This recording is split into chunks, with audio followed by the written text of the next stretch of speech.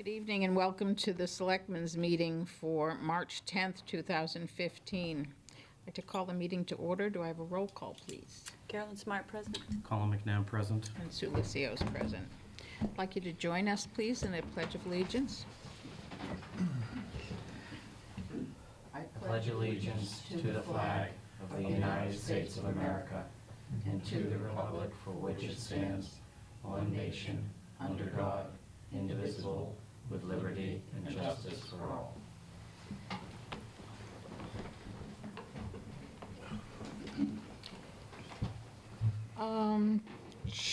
I'd like to announce that the meeting is being tape recorded. 1.4, Chairman's additions or deletions. We are deleting 3.4. 4.3. 4.3? 4.3, sorry, transposed it. 1.5, Town Administrator updates and reports. Mr. Sheehan. Just a couple of items tonight. A reminder for the board and any FinCom members that are watching, the Neshoba Tech Breakfast is this Friday over at the Elegant Chef, the little restaurant that they run over there. They'll be presenting their budget to local officials, and it'll be a little bit out of order, I think, from how they normally do it. They're actually having their budget hearing tonight, so we'll get some clarity on their budget tonight, but they do a full presentation for local officials, and that's on Friday morning. Last week was the deadline for warrant articles and petitions. We didn't receive any petitions. We do have sort of the standard stock of warrant articles, around 29 articles, so I'll have that for the next agenda for your review for the annual town meeting, which will be on May 5th. And last item, I'm sorry to report that Kate Stacy has verbally tendered her resignation as treasurer collector.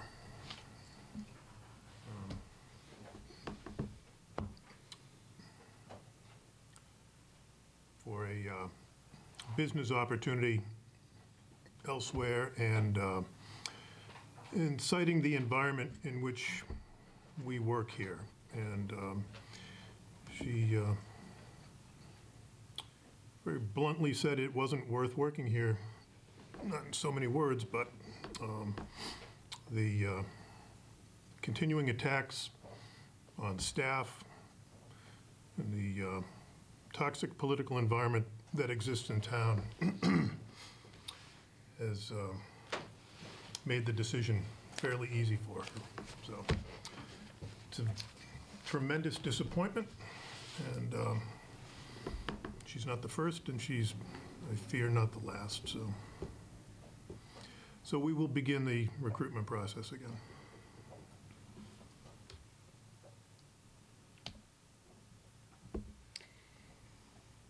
You all set, Andy? That's all I've got. Carolyn? Yeah, I just have a couple. Last night, I went to the Board of Health meeting on the emergency dispensing plan.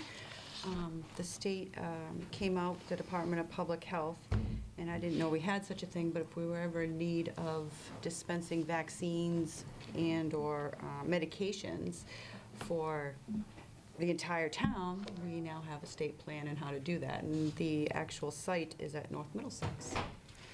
So I didn't know.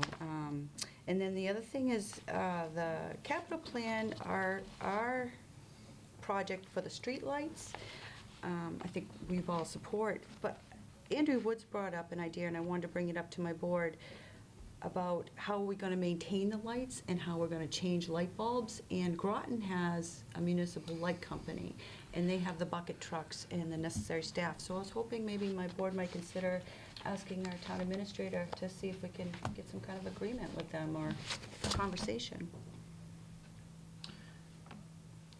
Sue? Who does streetlights fall under?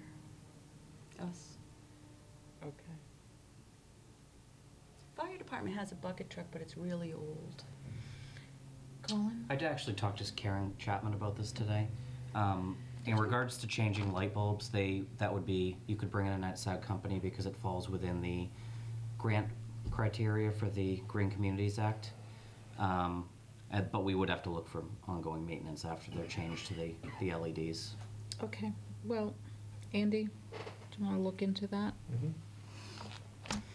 And the only other thing that I had was, I know Recreation has sent me a few emails, and I think Mr. Sheehan too.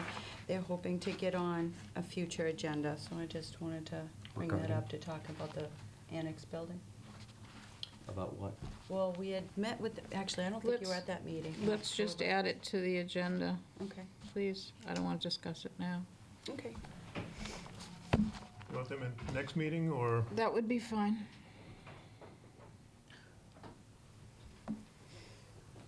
That's it. Thank you. Colin, did you have anything? I have no updates. And I have no announcements.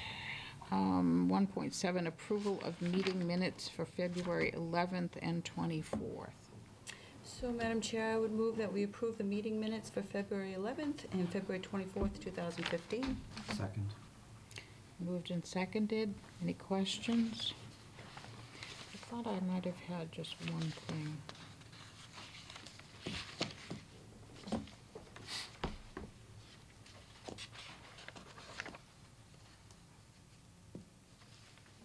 Thought it was on this one. No. Nope, guess not. All those in favor? Aye. We have a 6:15 appointment. Aye. Do you want to go ahead with it? I mean, it's not like it's a hearing. No, you could, or if you wanted to kill a few minutes, you could jump down to 3:11, and then maybe into the appointments. Okay. I'm going to just use a few of our extra minutes here. That's fine. 3:11, review and approve one-day liquor license for Terry Roy, VFW Post 6538. So, Madam Chair, I would move that we approve the one-day liquor license for Terry Roy, VFW, Post 6538, for a Jack and Jill party on March 28th, 2015, with sale hours from 7 p.m. to 11 p.m. Second. Been moved and seconded. All those in favor? Aye.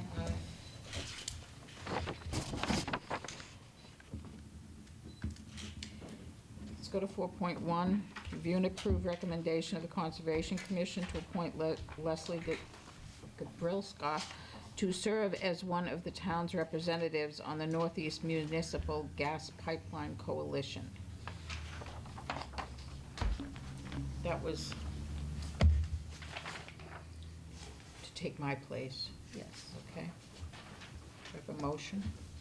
So I move that we approve the recommendation of the Conservation Commission to appoint Leslie Gabrilska to serve as the town's representative on the Northeast Municipal Gas Pipeline Coalition. Second. Moved and seconded. All those in favor? Aye. Aye. Somebody didn't get the second copy there.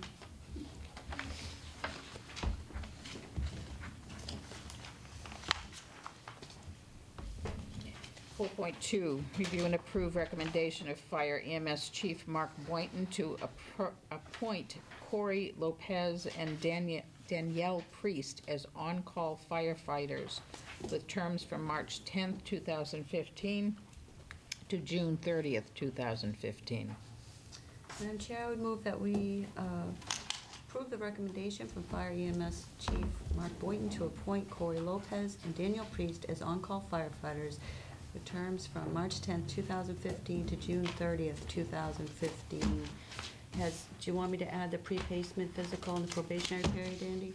No, those are part of our policies anyways, so it Okay. doesn't have to be added. Second. Moved and seconded. All those in favor? Aye. Aye. Move to adjourn. Just kidding. Nice try. Nice try. Okay, let's go to 2.1. You have everyone here? Everyone who's coming is here. Okay. This is Squanicook Greenways. Steve Meehan and Bill Rideout are present, and are going to provide us with an update on the rail trail project. Well, good evening. Good evening, Steve. Thank you for inviting us here to give you the quick update.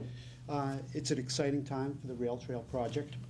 On January 26th, the MBTA signed the lease, granting Squanicook Greenways the, I guess, the permission to build a rail trail from, Point in Groton into Townsend.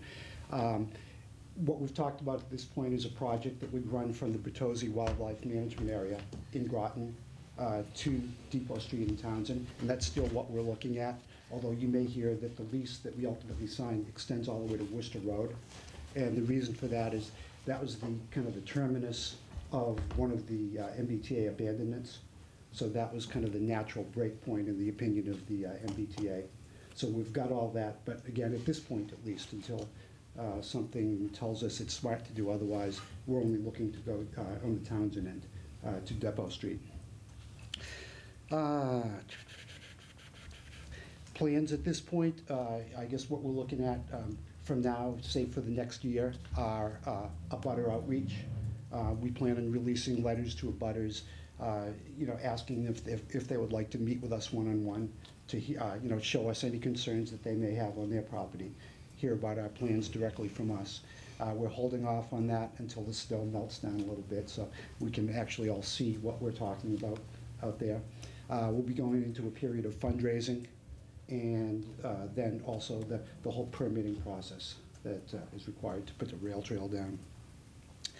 And as far as, we're looking at construction hopefully starting in 16. We'll be able to do that. As far as status, that's pretty much, what we're looking at. What we'd like to know, if we can squeeze it into the time that we have on your agenda, is we'd like to know what the town's plan is for the sidewalk piece in the harbor area. So that's the long and short of the status up to this point. Perfect. Any questions? Okay. Andy? The sidewalk part. We can, subject to some direction from the board, we can move forward with procuring design services for that. Begin that process. And It's about not even 1,000 feet, right? It's fairly short. It's about, it's less, I believe it's about 800. 800, yeah. Right. But we're just talking about, just to be clear, we're just talking about from South Street to the Harbor Church. Yeah. So we can begin the process of getting a designer on board to begin that process. and we have funds for that? Yes, there's an appropriation from about 10 years 2006, ago. yeah. 2006, yeah. There's an appropriation of $100,000 for that purpose. And do you think that'll cover it? I would expect that it would cover that short segment. Okay, because what we talked about before was a longer, Yeah, the prior discussion was from the high school to the common, and that estimate was like 240,000 or something, I think Ed came up with last year. So the 100,000 for the 800 feet should be more than enough. Carolyn? Well, actually, I just brought that up last week, and we were gonna have Ed in. We have the additional Chapter 90 money, so I didn't know if it was worth it. The problem that I'm sorry, worth it for what? worth it to look at the whole project itself, or just that portion. We have been discussing it on a few different occasions, whether we just go with the rail trail piece or the whole sidewalk. But we have to get it back on the tip list, because 119 came through, unless we're going to install them ourselves. Is that something we need to talk about? Because they'd be waiting, I don't know how long. I guess, right, off the cuff on that one, and Bill, chime in if I don't get this right. But I mean, the funds that we're talking about, the town funds, would be for the design. The engineering, The yes. tip money would be for the construction. So, I mean, just having been involved in this project for a while, I think anything that we can get in the bag at the moment would be a good thing. So, if I were king, I would say, let's move out on the design, get that put away, and then when the money materializes, at least we'll be, We'll be on the list. shovel ready. Yep, exactly. So Andy, do you want to work with Ed or whatever on that? Yes, yep. Okay. Just for, And at this point, that's just for that section. correct. Correct. Colin, did you have a question? Yeah, I just wanted to make a comment on what Carolyn said. With this year being such a rough winter, you know, I'm all for doing the engineering for that section, but I think we need to put the money towards the roads. Any remaining Chapter 90 money, you know. Well, this is- we can. Yeah, that's we can just, I talk- just want to make that comment. I mean, we No, can talk that's about fine. that next time Right. Ed comes in, or, you know, make that part of the discussion. I'd rather not get into it now because it really wasn't part of our agenda. I would have forgotten if I hadn't said it. Okay. So can I just want to add one small thing to what Steve said. Sure. So our idea is, you know, it's not like we need the sidewalk to open up the rail trail. We would live with a grass surface. We actually talked to Arthur Frost one time we walked down there, and he said, okay, so if this gets delayed, maybe you guys could just put some stone dust down along the road there to make it more like a sidewalk, but not, you know, just as a temporary measure to make it better for people to follow the road and things like that. So there are temporary things we could do until the sidewalk comes in and still have the rail trail open. Okay. But of course, obviously, we love a sidewalk. And just one other thing, you know, if it was width was 4 feet, and I don't know how different widths of the sidewalk goes, but a 4 feet one, which is maybe one of the wider ones, may just make it a little nicer. Not a requirement, but just a nice to have. I think that's what the previous board had agreed to, the 4 foot, from the minutes that I had read, It was whatever Okay, you was that guys what had it was? asked Yeah. for before. which is fine with me. I mean, Yeah. just a matter of getting the engineered plans in place and, And we walked it with Arthur, and he looked and he thought it would be straightforward, Arthur Frost. yeah, so I spoke to him. Okay, congratulations on moving forward. Thank you, appreciate How that. much money are you looking for, by the way? On that. Not that I have it, I was but, gonna We're gonna say, pass on that. We're looking for 150,000. to build that first- 150,000. That first segment. okay, And we have 25 in the bank. nice, okay. Excellent. And the Just- first segment is Oh. to Depot? To Depot Street. That'd be nice. So, if there's anybody out there that wants to make a donation, how do they make a donation?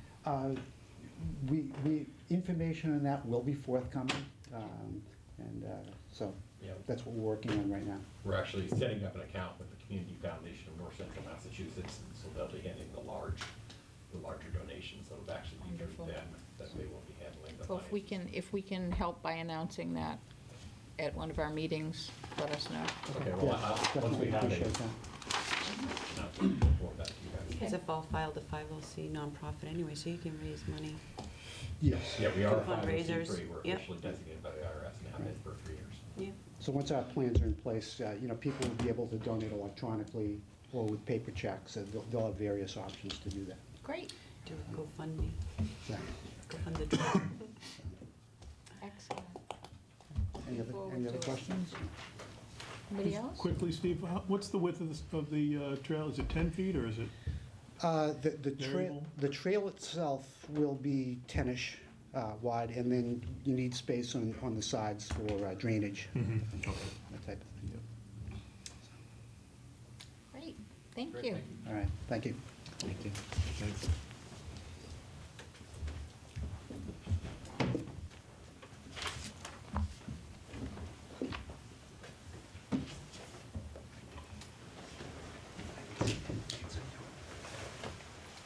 Hi, Ray.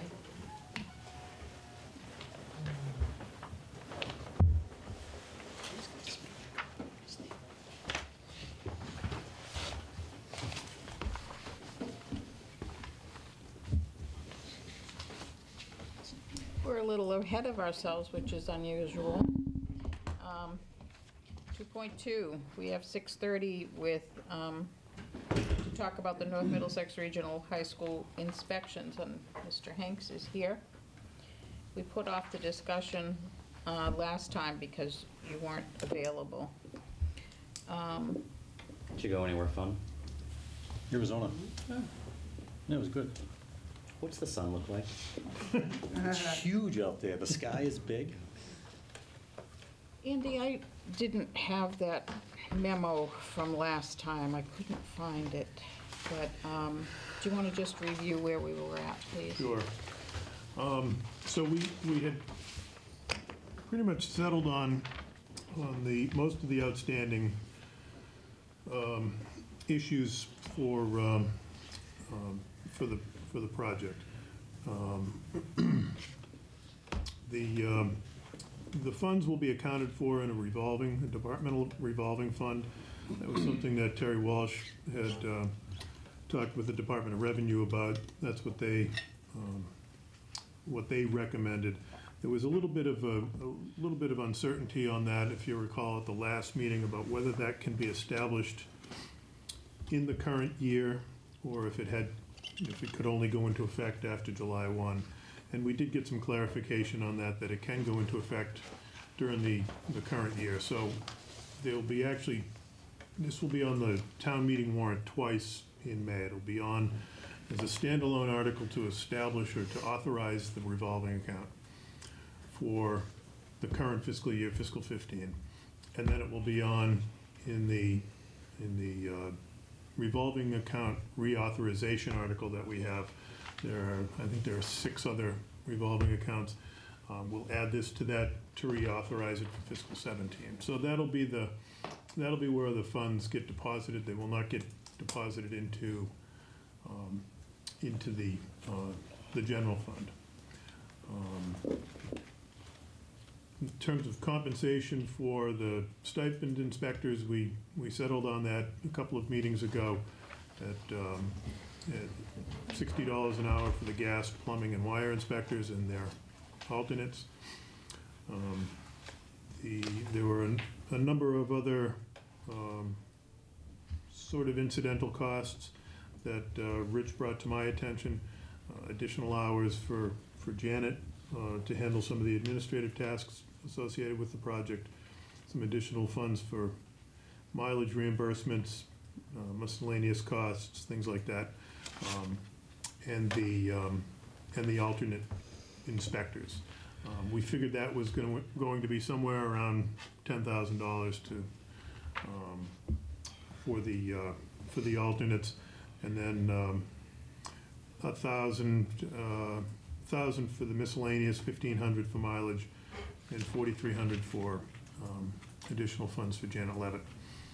A couple of the employees we need to appoint as special municipal employees, which we'll do, and then we need to adopt a fee, which should be pretty straightforward. So all those things are pretty clear. Really the only outstanding item was what's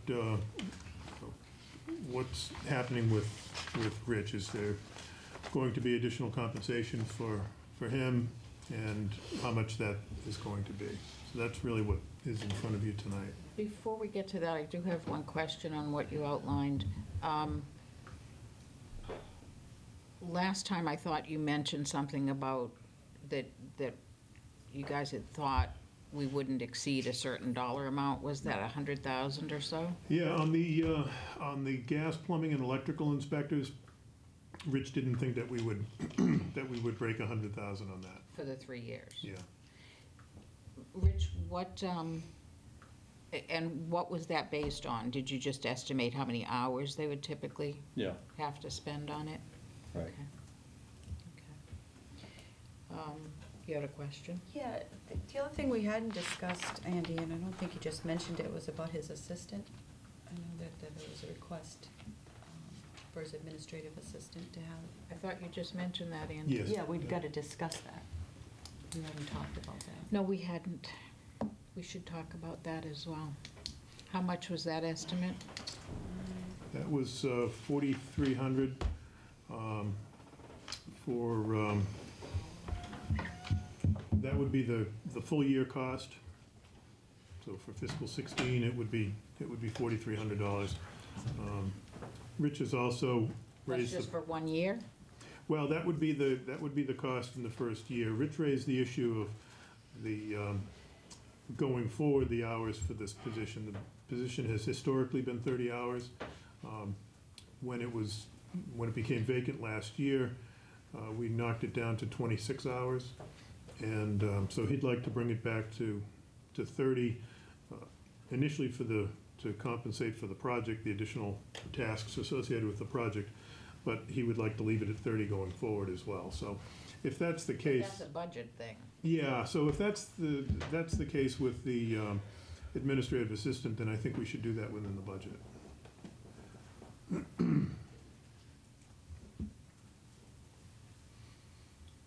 It just, you know, where it comes out of is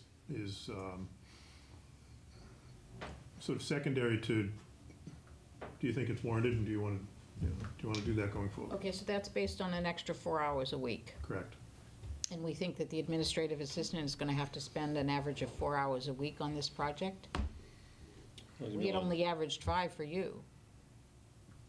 That's what you came up with, yes. I didn't hear a disagreement From who? from you. I did say it was low. Oh, I knew the amount was low, but I was assuming that the hours weren't.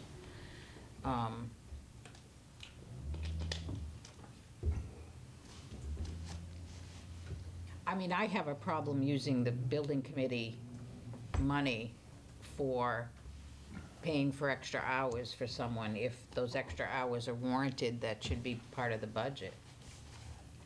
I mean, it should be discussed as part of the budget.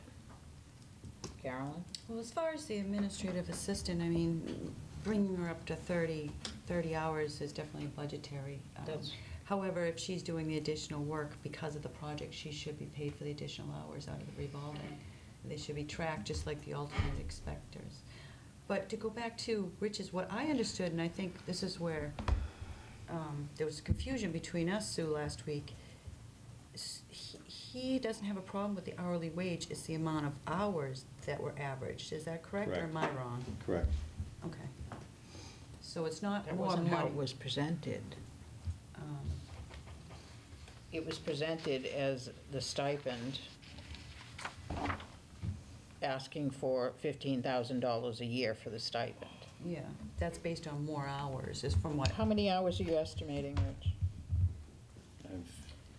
Initially, Per week. Per week, I'm thinking probably around 10 hours per week on an average. Well, how many hours do you have into plan review? Right now, I'm at close to 140 hours, and I'm probably 3/4 of the way there. So I'm probably going to be close to 200 by the time I'm done with plan review.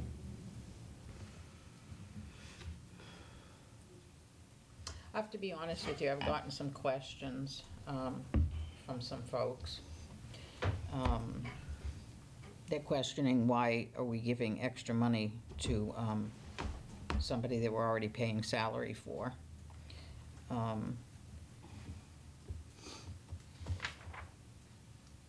We have a total of, I guess you have 30 hours a week, where you have office hours. I'm assuming the other hours that you spend are in the field, et cetera.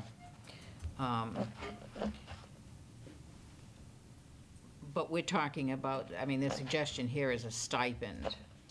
Is that right? Rather than trying to figure out hours or keep track of hours?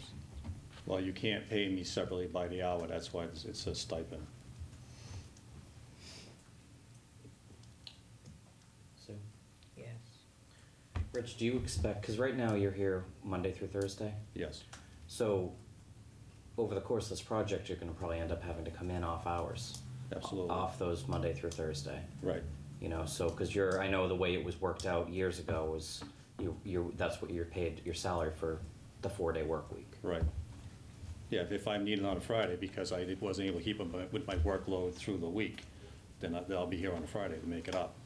Or if need be, if I got documents to review that got sent in from the special inspectors and stuff like that, because I have to review all the documents that get sent to me, I could be doing that on my laptop from home if need be, or at night, or on the weekend.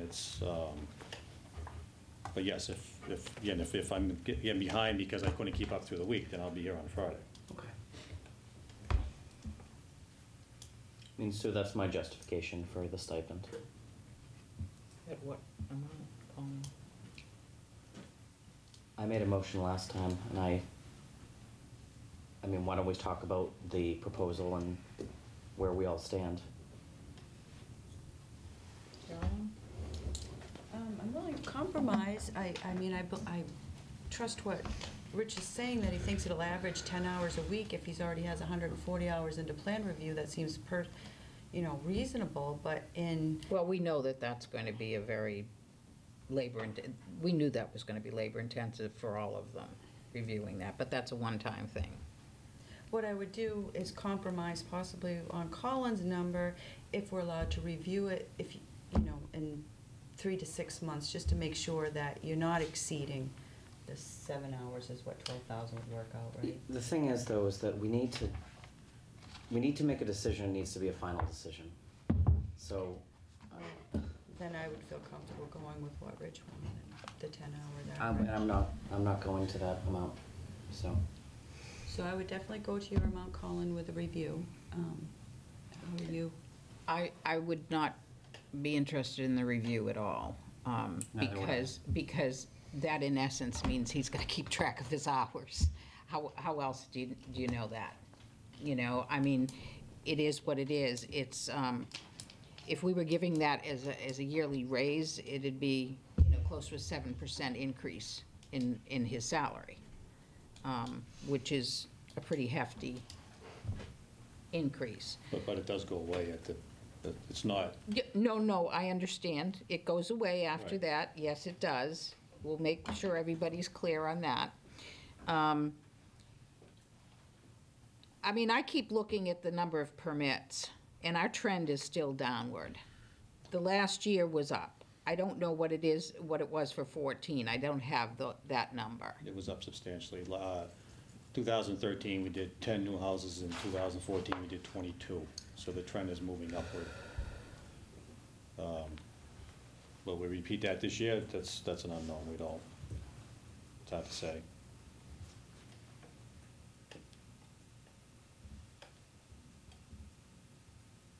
I think the thing that I have to keep emphasizing is that it's 180,000 square feet. I do understand that you have an OPM, but he's not a code official. He does review and verify that what is spec'd out, that the general contractor provides, but we're the ones that go in to make sure that stuff complies with the building code. Right, and so does the designer. Okay, Well, I mean, they're signing an affidavit when they fill out the That's a piece of permit. paper saying, to the best of my knowledge, here you go. No, it's a piece of paper that their whole job is determined on. It says right on it, to the best of my knowledge, they're there once a month. So, I've worked on these jobs, Sue. Okay, I don't want to go down that path. I'm still, where I'm coming from is, I philosophically disagree with the idea of giving a salaried employee extra money for a project that is part of their job. Okay, so philosophically, that's where I'm coming from. I would be willing to go to the $8,300 a year.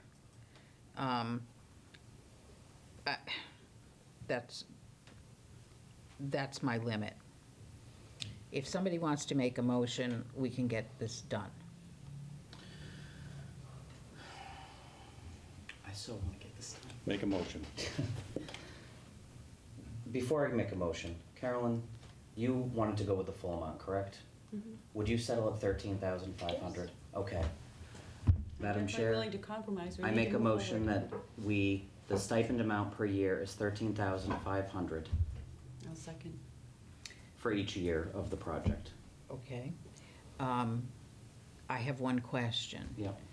If the end of that project is pretty much demolition, Which is 44 months out from, because you're talking 3 years. The end of the project gets into 44 months. okay, I'll leave it alone. I did want to say one thing. Yes. I don't want to review this. This is our final decision. We're not reviewing this The in 6 motion months. didn't have okay? review in it. I'm right? just making that comment. We'll see what happens in the future, but I agree with you right now. Okay. All those in favor? Aye. No. just as a clarification, is this beginning now, beginning July 1? So we, just for accounting, well, it can't begin now, because we don't have the revolving account in effect, so is it beginning in May, when we have a town meeting, assuming town meeting I authorizes? suppose you could prorate it Or for is it those, July 1? prorate it for the last couple of months of the fiscal year. Just so, I mean, because the project has started, correct. okay, from Rich's perspective, the project has started.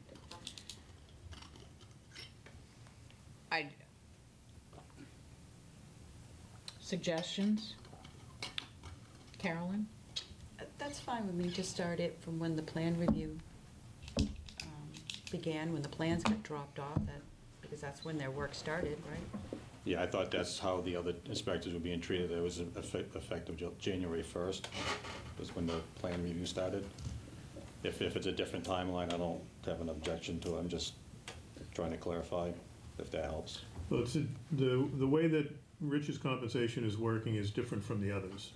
So, where theirs is hourly, and then it's easier once the revolving account is in place, we can just pay them as time goes on.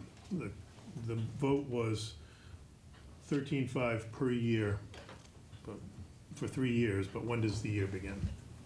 I don't care, I just want to be able to. As of this past January.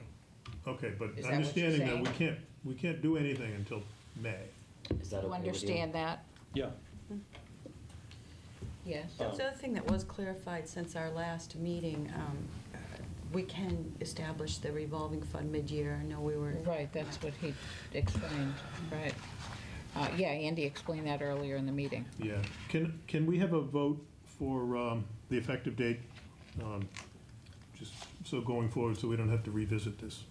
I amend the motion to reflect his start date of January 1st, 2015. Second. Okay, been moved and seconded. All those in favor? Aye. No. Okay, that was on the amended motion. So can we never talk about this again now? I hope not. Thank you, Andy, Thank you. just one other thing, Andy, just to tie up the loose ends. The way that we get the money is to assess the building committee. Right, so, So you're gonna have to just work with the town accountant to figure out what do you need. right, so there'll be a permit fee, and that fee will, the way that, Can you just check with Nancy on that, please? Yeah. Because I'm not sure that permit fee is the right thing to call it, right, okay?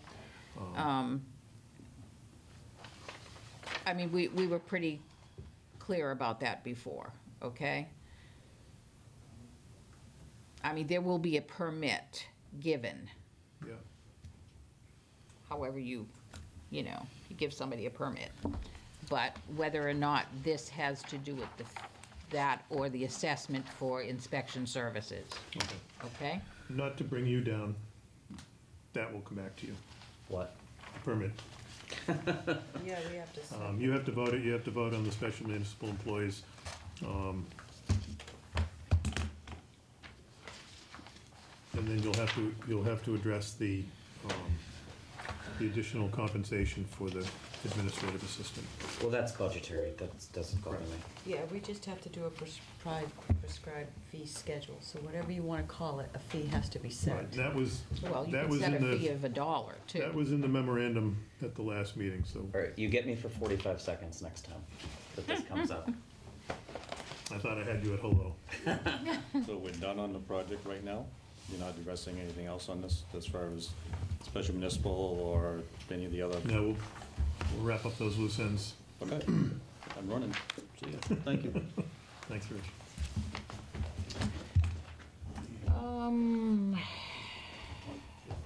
3.1, executive session pursuant to general law, chapter 30A, at section 21A.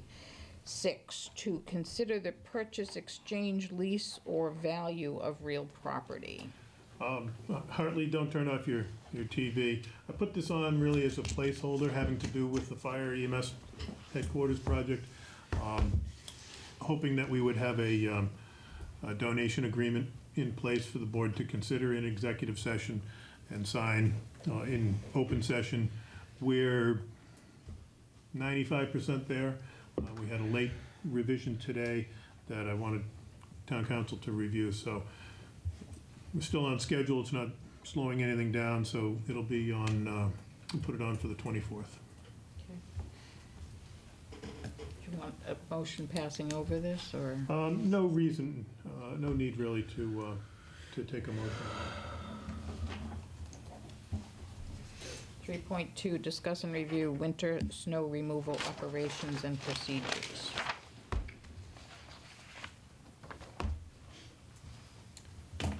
Hey, how are you? I think we're better now. It's melting. Yes, a few inches a day. It's melting, yeah. I can actually see over some of them now. Thank you for all your hard work, you and the guys. Yeah, they did a great job, Yeah, except with mailboxes. good job. We're very appreciative of the work you did Thank you. in long I'll hours. pass that along. They like cookies, too. Anything sweet they like. Keep it going, huh? Yeah. So tell us about your little pamphlet. That was just something to make residents aware of what we actually do during the winter. I think it was the second year when I was here that I put that on, because I had seen it at another website for a town, and just gives the residents an idea of what actually goes on during snowstorms. And before I put it out, I did bring it to the Board of Selectmen to make sure that they approved what was in there, and at the time they did. From what I gathered too, even before I was here, that mailboxes weren't repaired or replaced, and that comes from Keith Letourneau, was here 25 years now, so it's probably 8 years more than I've been here. So we just kept with the policy. It's never been anything that has changed. I know that if I can speak for Carolyn, I think she always thought that we should have had something at town meeting to find a way to either reimburse or replace or something. But if I'm wrong, Carolyn, let me know. That something the residents would have to bring up. Yeah, it would have to be a budget appropriation, Right. like we had talked about it on and off for years. Some towns do it, Groton does it, they have Yeah. a budget appropriation, but that's sort of a separate issue then. Right. You know. But so as of now, it's a hard thing to tell residents that we're not out there to hit your mailbox. We're trying to do our job, and some nights you can have no visibility when it's snowing. This year, I think, it wasn't so much the not being able to see at night. I mean, it was difficult, but because of the amount of snow we had, where you can all see that on the banks, we have snow that's 5 feet high, which is well above most mailboxes. And in order to make room for more mailboxes, we need to go back and push the snow back with a wing, which makes room for more snow to go on top. And we had to do that twice after the first storm. And what happens is, a lot of times, is the weight of the snow will knock a mailbox off. We'll even break a post. It's amazing what weight will do. Ours are, like 8 or so mailboxes together. And the one that my mailbox is on is just like leaning into the snowbank. And as soon as that melts, I know it's gonna gonna fall over. topple. Yeah. There's almost nothing you can do about it. Nature is nature. Colin? One of the reasons I'd want to talk about this, and Ed, I think everyone knows that it's not your guys' fault that it's happening with the mailboxes, and I know you and I've discussed in the past, when fences have gotten knocked over, and then you go and you check and see if it's in the right of way, and if it is, then the town doesn't cover it. Mailboxes are a little bit of a different animal because you have to put it right next to the road. Well, you do, before you go, you don't have to, it's just that residents don't want to put it back because that means they have to clear a bigger path to get to the mailbox. They assume as we go by that they won't have to do anything in front of their mailbox to get mail delivered. We've actually had people call and say, you didn't get close enough to my mailbox, could you come by and push the snow back because we can't get in? So, you know, that's probably the biggest issue. I mean, I know I've looked on other town websites and it says you're putting it there at your own risk because it is town property. Well, this has been an exceptional year Yes. in many ways. You know, there's so much snow. I just wanted to discuss this with the board to see if, you know, like for instance, we're all hoping and praying that the state comes and says, we're gonna give you X amount of money to help cover snow and ice removal this year. Do we as a board, Good luck with that. what's that? Good luck with that. I really- I'm glad you do. Prayer works. I'm glad Anyways, you but do what doing I'm it. saying is that, do we wanna, do we wanna talk about doing that on a local level in the case of, you know, damage done to these mailboxes? Praying more? No. I'm teasing. Yeah, I would support that, either a free cash appropriation in a warrant article or a budget line item is fine with me. But But I don't want You know- sorry to interrupt, No, I don't no. want this as a this is this Oh, year. you're just talking about This this is year? just this year Oh. because it's been such an Okay, exceptional so I year. have a what if for you, okay? Nobody hit our mailboxes. They didn't hit them, okay? The snow and Weight of just snow. the weight of the snow has caused them to lean backward. I guarantee you, our mailboxes, that little section there, are going to fall down as soon as the snow melts.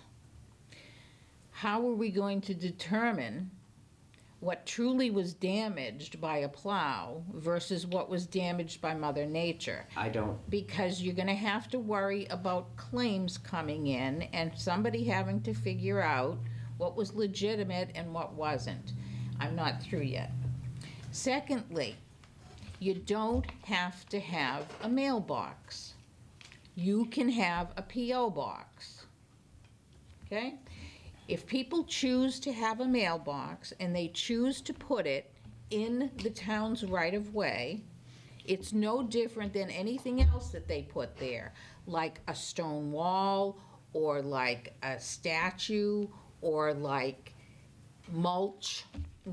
Whatever is in that section isn't really yours. So if your grass gets torn up every winter because you plant grass right to the edge of the pavement, every spring you're gonna have to replant that grass.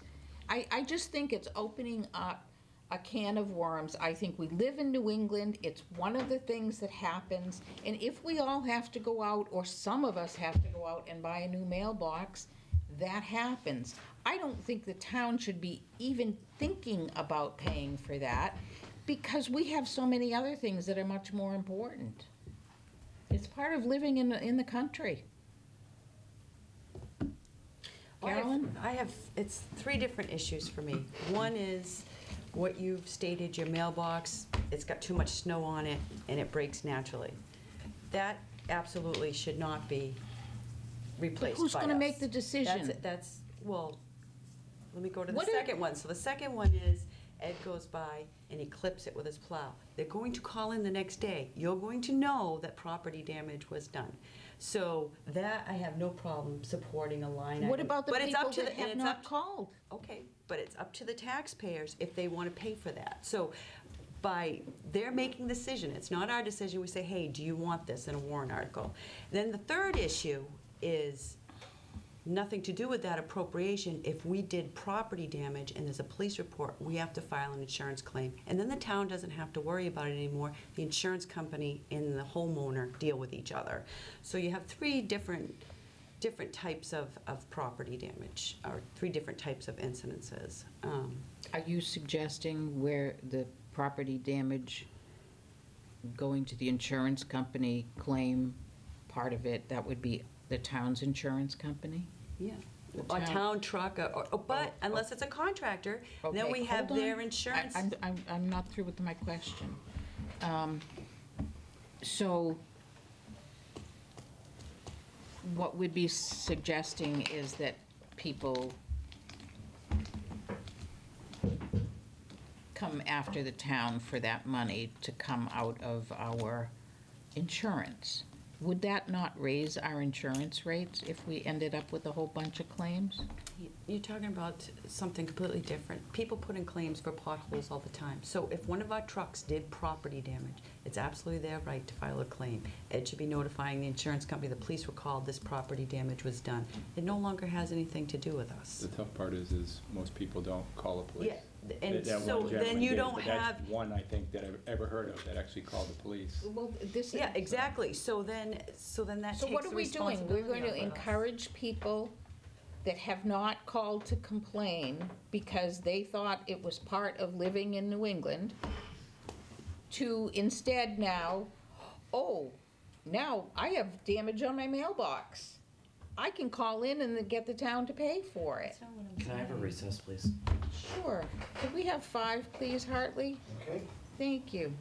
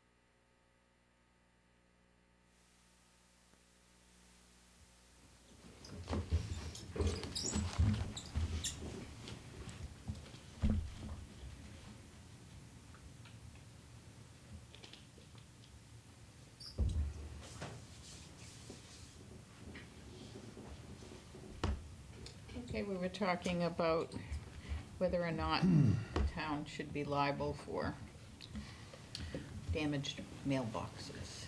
It's not so much that, I'm not, dying to spend more money. It's just something Well, that. that would be a first if you were.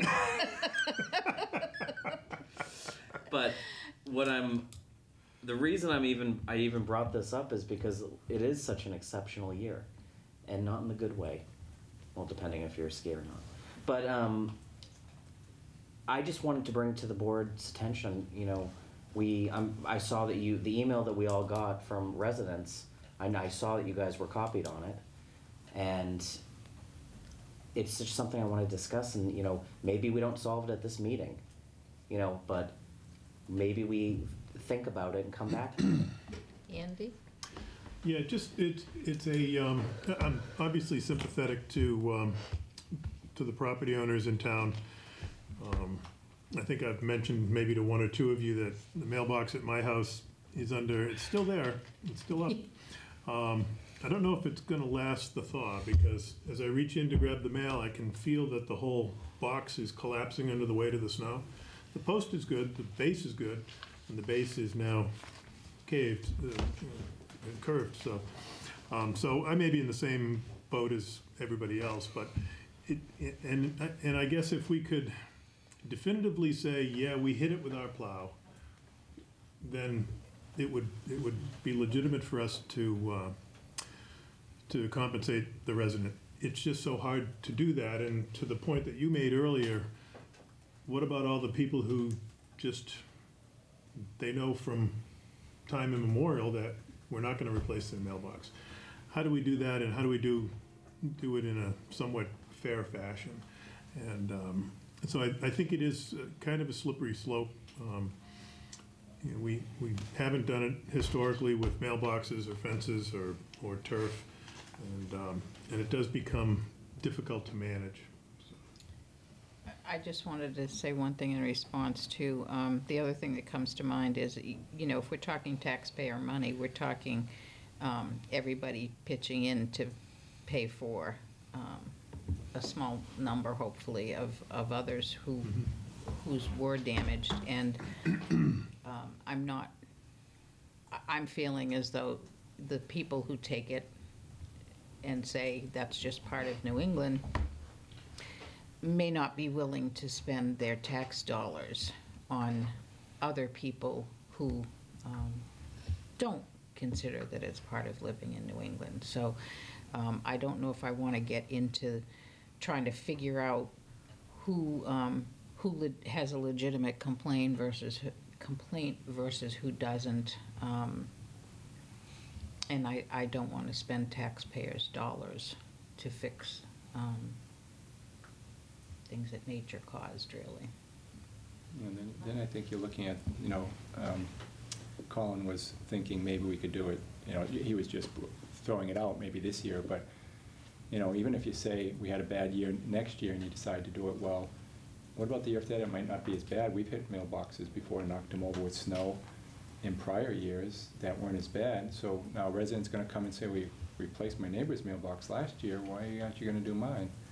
And then people are going to say, well, you're replacing mailboxes, how come you're not replacing my lawn or replacing my fence?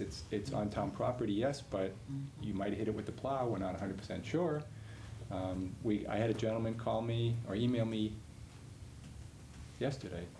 There's at 61 Edwards Road, it's the first house on the left, on 119, saying that his bushes that he planted 4 or 5 years ago are completely covered with snow, and he wants to know how he can be reimbursed for the damage. And I went up there, and you can't even see where they are. It's not that the plow went off the road and you could see that they dug them up. It's that there's 5 or 6 feet of snow, probably 6 or 8 feet in his yard. But so, where do you stop when you do this? That's the slippery slope thing. Yeah. Carolyn? Well, Groton has a policy, maybe you can look into it. They reimburse for mailboxes, they have a limit on it, maybe, and they have a policy on how they decide to do it. So if it's something you wanted to do for 1 year, maybe we could just not reinvent the wheel and look at theirs. I don't have a problem with it. There's a lot Where's the of money towns. going to come from? Well, you'd have to ask the taxpayers if that's something they want to do. It's up to them if they want to do this. It's, to me, I have no comment one way or another. It's honestly on town meeting whether they want to fund Right. something like that or not. Right. I So- know, I've seen it range anywhere from $30 for reimbursement, and that's the max I get, to upwards of, one community, I can't remember off the top of my head, was $100. Yeah, Where are they? I want to move there. Yeah, for, it's 50 or Yeah, you may not wanna 75 pay their in Groton. taxes. I I'm can't kidding. remember. in a place like I don't like Concord, leaving what town, they I do get is scared. they actually have mailboxes set in concrete, ready to go. If they damage it, it doesn't say if they hit it, if they damage it, they go out and put that one out there for them to use, whether or not they replace it But afterwards. Concord's tax rate isn't like ours. And we don't have that type of right. I mean, is the board opposed to Ed at least looking into it? No, I don't. I don't want to even consider it, to tell you the truth. Okay. I do. So, Make a motion. I move that the board ask the highway superintendent to look into the possibility of reimbursement for mailboxes. I'll second it. All right. Moved and seconded. All those in favor? Aye. No? Okay, just to clarify, you're asking me to look into reimbursement. Well, How you would do all that? How would you do it? how do I, Or What just would you what would you recommend? recommend? I know what you're gonna say, recommend, but Well, Let's say you're actually, what what would you recommend? Don't do it? we've done it for this long, it's almost, it's like anything else that, it's been this way forever. I know it's been a bad year, we've had them before, we knock mailboxes over, people don't realize the rate that snow is coming off that plow blade, even at 20 miles an hour, and the amount of force it has. And if they don't maintain their post, and it can crack because it's rotted or something, so I have to go out there and say, yeah, this post looks like it's rotted. Well, no, it isn't. I put that post in last year. It's not rotted, so. Well, But- I'm sorry, go ahead. Mm-hmm. you may come back to us and I may look at it and say, you're right, we can't do it. But why are we not even, what's the problem with even looking into it? And that's, I'm just confused. You want me to look into You want him to look into something that he, that a policy that Disagrees somebody with- else uses that they do? Or do you want me to say, yes, I want to do this and this is what we should do for $50 a mailbox? Or, that's, I guess, because you just said look into it. You didn't say to look into other, I'm sorry. that's okay. go ahead. Yes, look into Groton, that would be, they're right next door, see how they do it. And to me, it's up to the taxpayers. If they want to pull some money together in case their mailbox gets wiped out, that's fine with me. So to me, it really should be the taxpayer's choice. Okay, and. And that would be I would support a warrant article. Right. Is that what you were thinking, Colin? Now, what do I do if Keith isn't sure, but he thinks that when he was winging back snow on Warren Road, and I know where that fence is, it's pretty close to the road, and so now what do you do if we start doing this and somebody says, well. I'm talking about mailboxes. Yeah, apples and oranges, but that, if you think you've caused damage to a Okay, vehicle so or property, then. you're talking about specifically mailboxes, Yes, nothing else? nothing else. Okay, because I do have a gentleman on corner Ponderosa, and something that the first snowstorm, there wasn't any frost in the ground, plow driver went around the corner, caught a sprinkler head. Only mailboxes. So, but he thinks we should reimburse for it. I think, did I speak to you about Yeah. that? And this is the second time in 2 years, but it's only because if you get those early snowstorms, there's no frost. Those plows don't even think twice about cutting up the But we're lawn. talking close to the road. Very close to the road. Yeah. So one of our trucks are a contractor. Where's ours? Okay. Yeah, Dane I was gonna thinks, say, if it's a contractor, give them the contractor's insurance. yeah. Don't deal with it. So are you, okay? Oh, yeah. You clear with- I've looked online for a few of them, just to have some, That's reference. the extent of looking into it that is in my mind. And most of them say that, if we can judge that it actually got hit by a plow, then they'll reimburse up to a certain amount and no more. That's, that's what you Yeah, they get. usually have the limit. If it's, if it's a $25 aluminum mailbox, that's what you get. Okay, so I guess other than that little piece in here about mailboxes, Is everything else still okay? All right. Well, the good thing is at least that if it does need to get changed, it won't get changed. It won't have to get changed till next winter. Hopefully we're done this winter. But, Yes, I hope. so, I but, hope. So when do you want that? Just email it to Andy whenever you find the. Oh, okay, that's easy enough. Yeah, just put together a memo and Give it to you, send it to you. we can talk about it. Yeah. Even just put a link, cut and paste a link to the, if you find the policy online for those. Oh, yeah. For those, for Groton and for any other communities that might do it. And I may, like I said, I may look at it and go, oh, we can't do it, so. Okay, easy enough. Thank you, Ed. Thank you very much. Thank you. Have a good night. Thanks, Ed. 3.3, discuss tax collector audit pursuant to general law, chapter 60, section 97. Andy? This was just trying to close the loop on this topic. Spoke with town council last week. There's also a copy of an email in front of you tonight that further elaborates on it, but as I've reported numerous times, there's a statute on the books. It's not very specific on how it gets enforced or who enforces it, or if there's a penalty for non-compliance, but in speaking with our auditor and also with town council, we think that we're complying with the intent of the law, and we plan to do the audit in the coming weeks when Melanson Heath is back in town to finish up the 2014 audit. The board also voted several meetings ago. I think it's in the memo, and I don't. February 10th, the board did vote to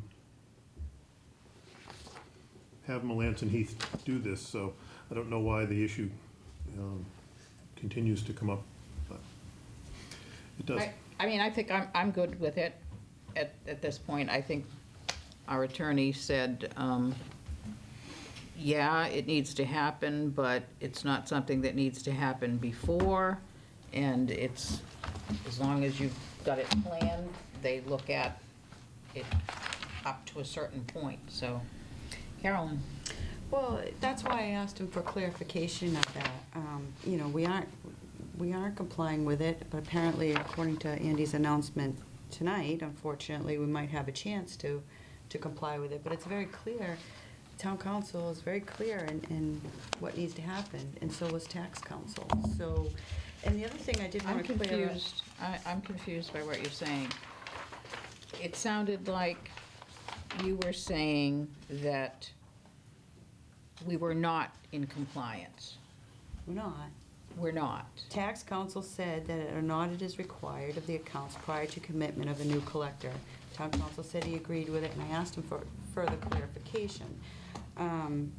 Additionally, you got to bond those amounts. It is okay for us to hire an interim in accordance with 4041 without having to have that audit done. Okay, I'm going to read this out loud because I need to make sure I understand it. Okay. Yeah. I was going to do that too. Mr. Riley said in part, what I meant was that when such a vacancy occurs, the board may certainly appoint an interim collector to fill in until the permanent position can be filled, gives the laws, and that the interim and/or new collector can act as collector before the Section 97 audit is completed on new tax bills, warrants, and the like. The DLS attorney I spoke to referred to a situation where a collector leaves and the books are in such disarray that it may take months for a proper audit to be completed. And clearly the town cannot be without a collector for that period. Mm-hmm. In such a case, a new or interim collector, needs to be working on the new matters under his or her jurisdiction, even if the old uncollected tax lists cannot be collected yet. Ideally, the Section 97 audit gets done soon, but I only meant that the collector's office does not need to be on hold until that happens, and that the town is not acting unlawfully in the meantime. And I believe this is generally how DOR interprets this as well. Okay? What are you reading? I'm Oh, the reading. bottom part? Okay. Yeah. As for the excise taxes, I do not know all the ins and outs of those, but if the excise bills just went out, in my opinion, those excise taxes are not part of the uncollected tax list of the former collector that are subject to the audit anyway. It sounds to me, in listening to this and reading this, that we're doing everything that we're supposed to be doing. We've made plans for that to be audited. We have a collector in place, and it doesn't preclude you from hiring a collector. No, no, but that is never the argument, and that's the other thing I want to go about in the memo. The memo is before you commit to a new collector, the audit has to be done, so those That amounts is are not- bonded. There's two amounts that have to be bonded, it's very clear. So, and town council agrees with it. It doesn't, now the other, let me please finish. The other issue is, nobody has ever said, no one has ever said, and the law doesn't say that it's supposed to happen exactly at transition. It can't happen exactly at transition. Carolyn, are you saying? I'm sorry, Sue. It has to happen prior, when you know you're hiring one. And those amounts have to be What recommitted. happens prior? The audit. The audit has to happen Prior? before someone else is hired. Before you are committed to a new collector. That's exactly what the law, in fact, the law says, Okay, with. Carolyn, Oh my God, this is just crazy. Colin, The email says we've done nothing wrong. We're not doing anything wrong. I do it. This is a waste of the board's time, and That's I am not what ready the to email- move on. That is not what the email says. And the other thing, and I was speaking, I'm sorry. I should at least be able to finish what I'm saying. finish, please. And the other thing that I want to make very clear is that we never agreed to have Melanson and Heath do it in conjunction with the FY14 audit. We agreed to have it in addition to. And he was supposed to be getting a proposal, and you said that's going to be the first thing they do when they get here. They're going to be doing it, right? And I mean, that's right on the tape, too. So I want to be clear about that. It's not as part of the audit, it's in addition to. And we haven't received the proposal yet. No, Andy talked about that too, I thought, in one of those memos.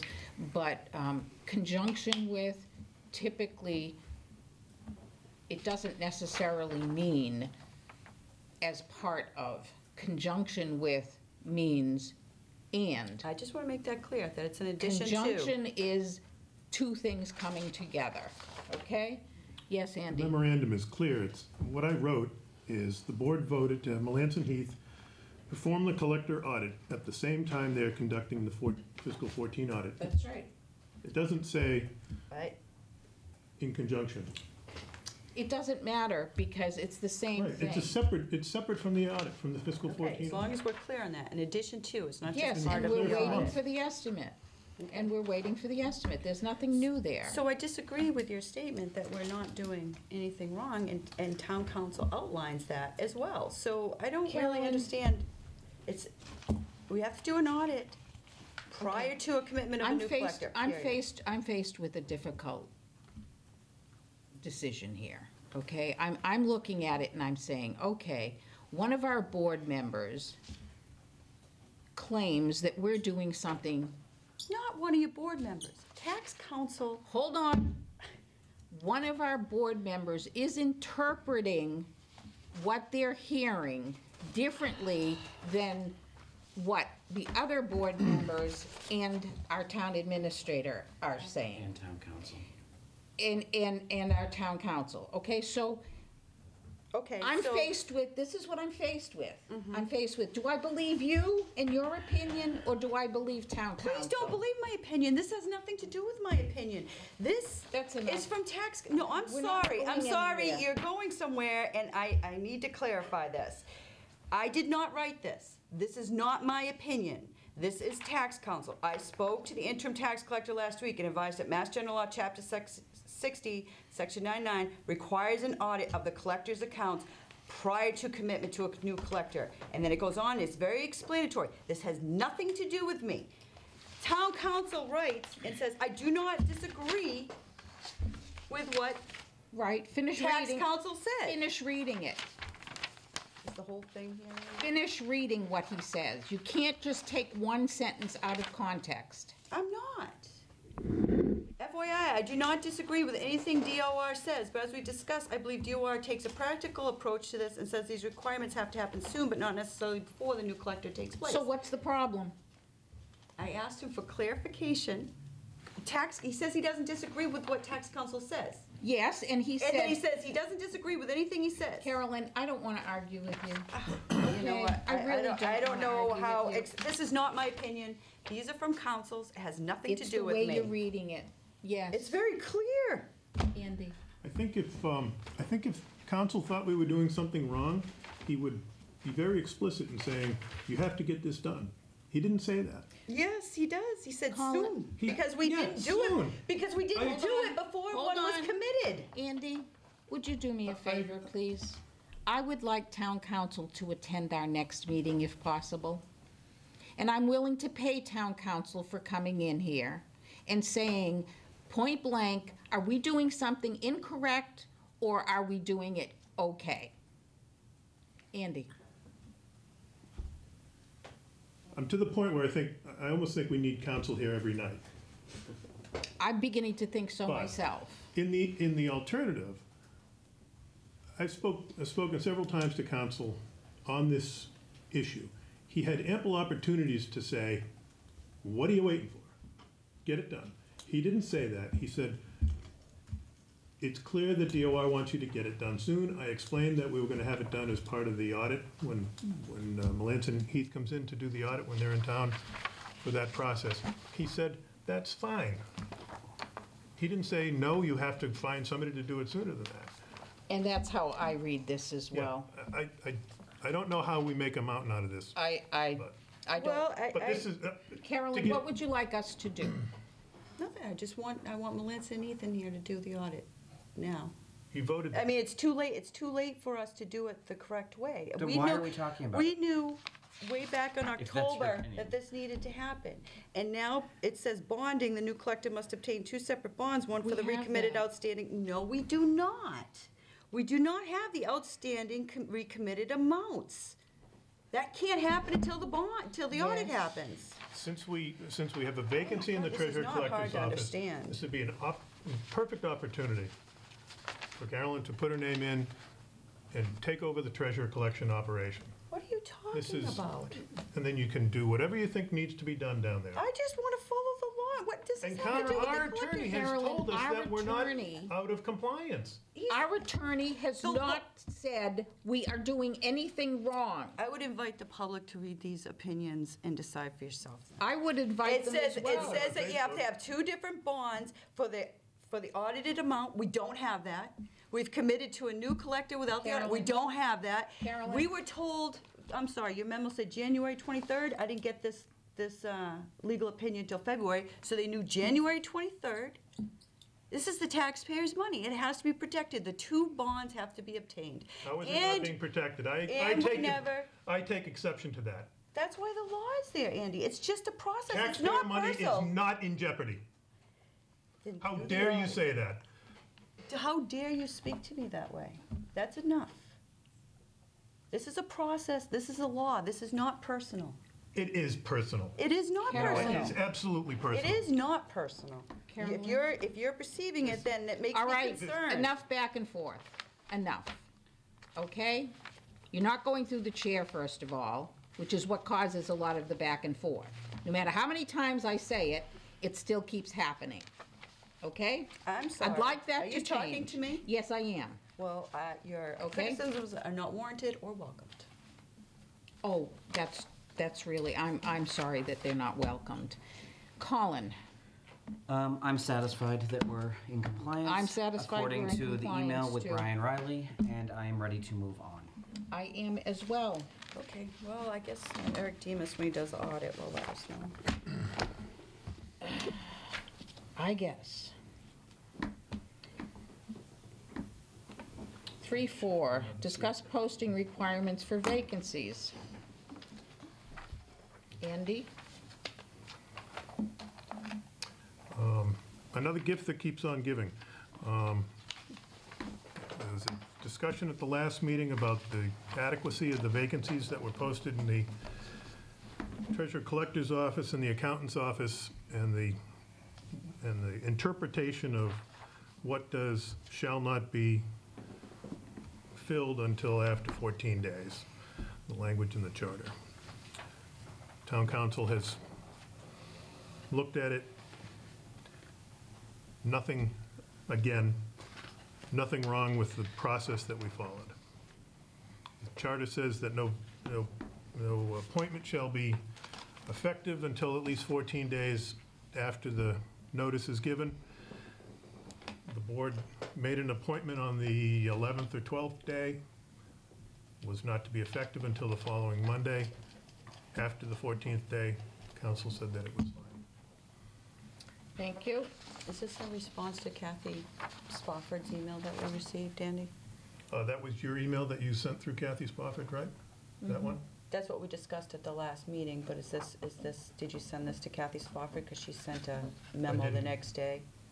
Well, she sent a memo Yeah, that's what I thought this was in relation to. after reading something in the newspaper, Yeah, and not actually hearing our discussion, but it's in response to that and the memo that you had Kathy forward to us. yeah, we discussed that at the last meeting, but I do disagree. Our personnel policies and procedures are very clear in that too. The charter, I think, takes precedence over the Yeah, but the charter doesn't, it personnel doesn't say policies that and procedures. that they can't start till 14 Again, we have a days after. situation where our town council, who has been a town council for, I think, for municipalities for, I think, over 15 years, who works for a firm that not only represents Townsend, but represents a lot of other communities. Yes, and have him has come in. been I think we need to have him and come in. has been in business for a very long time, and you disagree with them. Thank you. Okay. 3.5. And I'm not the only one. How many of them are lawyers, Carolyn? Start. Quite a All few, right, actually. that's enough. A couple of them are. Review and discuss email and internet policy. This one I asked to be on because we had talked about it 2 or 3 years ago. And some things have changed where IT is concerned, I think back then. And one of the reasons that we haven't, that we weren't able to be as precise as we would have liked and as our town council had recommended the last time, where internet and computer use was concerned. Now, because we have moved forward a bit with our software and our IT stuff, I thought it was a good idea to revisit it. It has always been a concern of mine, that we are complying with everything we need to protect the town. Did you guys have a chance to look at this? It's exactly the same, right? I didn't see any places where it was changed. Well, no, this is the policy as it stands today. Yeah. I'm suggesting that we make some changes to it. Oh, good. Colin. I mean, I was actually looking through it. I kept looking for changes. Yeah, I didn't realize what that. No, this was for your review. Okay. Okay? For example, on page 2, under security, there's a whole section that talks about usernames and passwords. And I was told the last time this came up, a few years ago, that, and they said it in a public meeting, that sometimes people had to share passwords. I'm hoping that we can delete that whole section about authorizing sharing of passwords, because that should never happen, ever. There are some other tweaks that I'd like to see happen. So if you, I don't want to have to discuss the whole thing now, but because you weren't aware that this was the hope, okay, is to review this policy. So if you two could both take a look at it, and Andy, you as well. Andy, you know what, too, the last time, and really the reason that we put this whole thing together 3 years ago was a response to town council sending us a template for internet and computer usage policy. Mm-hmm. Could we get a current template from them to make sure that what we're looking at here incorporates all of their concerns as well? Because that's intended to protect the town from liability, okay? But if I've gone through and highlighted and made notes on mine, perhaps you could both do that, and Andy, you as well, to see what might, Well, where are we at with Might our change. computer plan? How many computers have been up? Do you know? She's working, Melissa's working on that now, rolling out new machines. I think she's about halfway through About halfway through? the batch that she's purchased. this would be a good thing for Melissa to take a look at. Yeah, I'll have her take a look as Absolutely. well. Okay, so that was the reason that I asked for this to be on the agenda, because we kept saying we were going to revisit it, and we hadn't. So do you want to talk about it next meeting? That would be wonderful. Okay. Okay, does that give you enough time to look at? It gives me plenty of time to look Okay. at. I spent an awful lot of time looking at, reading it over and over again and going, where are the changes? Okay. 3.6, review request of Tennessee Gas Pipeline Company LLC for permission to survey on town-owned land on Greenville Road. Andy? So this, I think this is a foregone conclusion. Kinder Morgan came in, and as a result of the changes to their mainline pipeline project, they no longer needed the permissions that they had requested last summer, but there is one parcel that would be, one town-owned parcel that would be affected by the Fitchburg lateral that runs north-south through Townsend. The parcel in question is the old landfill up on Greenville Road. When I met with Phil Chipman from Kinder Morgan, a vendor to Kinder Morgan, I said, you know, I don't expect the board's going to approve this. And he said, no, we don't expect so either. So, but we have to ask, and we have to ask that you bring it to them. So, so rest assured, you won't be hurting his feelings if, no matter what happens tonight. But that is the request. Again, this is just for permission to survey, not permission to do anything else. But Well, although we had a non-binding referendum, it was Correct. clear that the community did not want us to give permission. correct. So, do I have a motion? I would move that we deny permission to conduct a survey with Tennessee Gas Pipeline LLC. Do you need me to put any of the blocks or? No, Are we, so we're voting to deny it? No. To deny. Aren't they usually supposed to be in the positive? We can do that, I Motions? guess. Yeah, you can. And then we can vote no. no, you can have a motion to refuse something. Okay, However you guys want to do it. I kind I of just, like that. I It's don't want to different. get confused I think it's about how I'm actually, voting.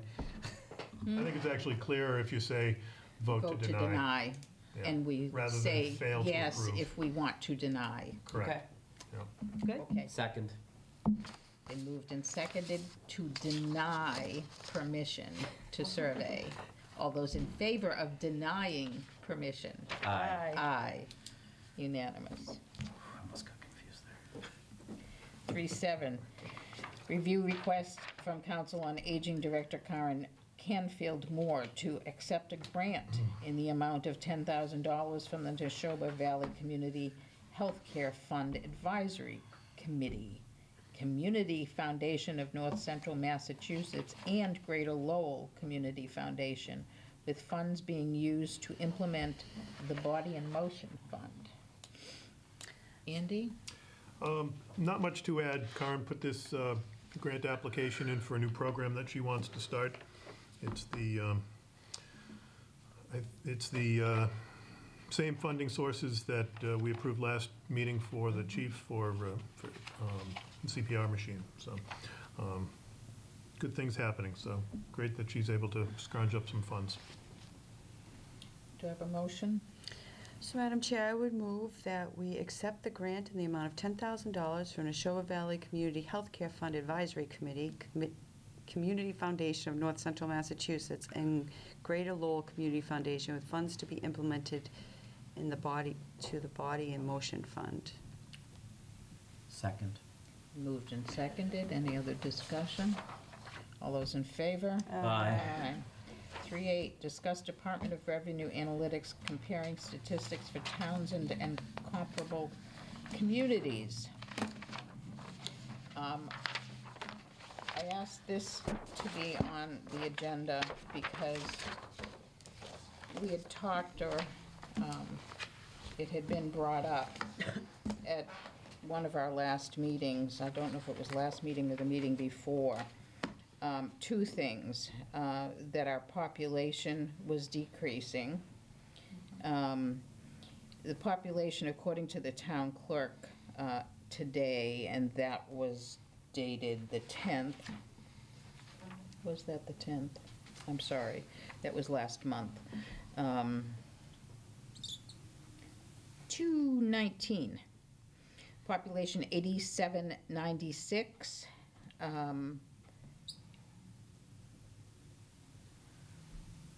She's saying that that's down by 130, but when she came into our meeting a couple of weeks ago, she said people had not all returned their census. I don't consider that to be a population decrease. Colin? So it's probably comparable to what the census was, the federal census was back in 2007. U.S. Census back in 2010 was 8926. Okay, so it's pretty close. It's 130 off. Carolyn? So when I said that, I didn't mean we decreased from population last year. I was talking about a trend. We were up to almost 10,000 people. I think the We're whole at trend in 9,300. Massachusetts Yeah, is downward. Well, and we had talked about it when Joan was here too, and the state school had come up with the same numbers as the Donahue Institute. So it was Well, that was a little different, okay, just to be specific, because of the background that I have with the building committee. The population that they were talking about when you talk about the state and the building project had to do with the school population. Yeah. Okay, so I it get wasn't that. the town population. Yeah, I get that. Okay? I want to be specific because sometimes people read about it and don't know what the specifics are. There was also something mentioned about average single-family taxes, or our taxes being higher than a lot of the area towns. That is not true. As of now, Me too. we're in the bottom half of the state as to who's reported on single-family average tax bills. DOR has said they also have the number of parcels, the number of single-family parcels, and actually we're up from the year before. I'm not sure where the information came from, but I can share with you what I pulled from the DOR, and we certainly are not. Do you need one, Colin? Yeah. Oh, this is right off their That's right. community comparative reports, which I absolutely love. But it's kind of funny to say that, because when I pulled, I don't know, 6 towns, I think me and Ann were talking about it last year, weren't we? And I actually sent a comparison report. It was just during a discussion. If you pull like-sized towns, Yeah. they give you a comparative, and I don't have it in front of me, so I can't remember, but I thought we were pretty Andy? much Didn't I have a graph? I don't think you did for that. I had looked at this issue last year maybe, and Well, I had, we're, you know, So these are all just towns, and is that, Well, what'd you pull depends the on, you know, comparatives by? this is showing, pardon me? Would you pull the comparatives by? Just your statewide stuff and your average in towns? Yeah, state is at the bottom. Yeah. Average for towns and over the years is at the top, okay? The rank on the right-hand side tells us the rank comparatively speaking across the state, okay? Yeah, you should try doing one of those reports, pulling by like-sized population and budget. I pulled it for all of our neighboring towns, and it was low or comparable. I don't have it with me, I'm sorry. Yeah, I didn't realize it was on Actually, here. I could have brought it. Andy? yeah, it matters how you select your towns. If you do something, if you do something too broad, you get bogus numbers. If you just say, oh, communities under 10,000. I just chose all of our area towns. Right, which is, you know, there has to be some thought put into it. You know, when you look at sorry, I thought I had it with me, but when you look at the communities that we typically measure ourselves against, we're in the middle or the bottom. Oh, here, maybe this is it.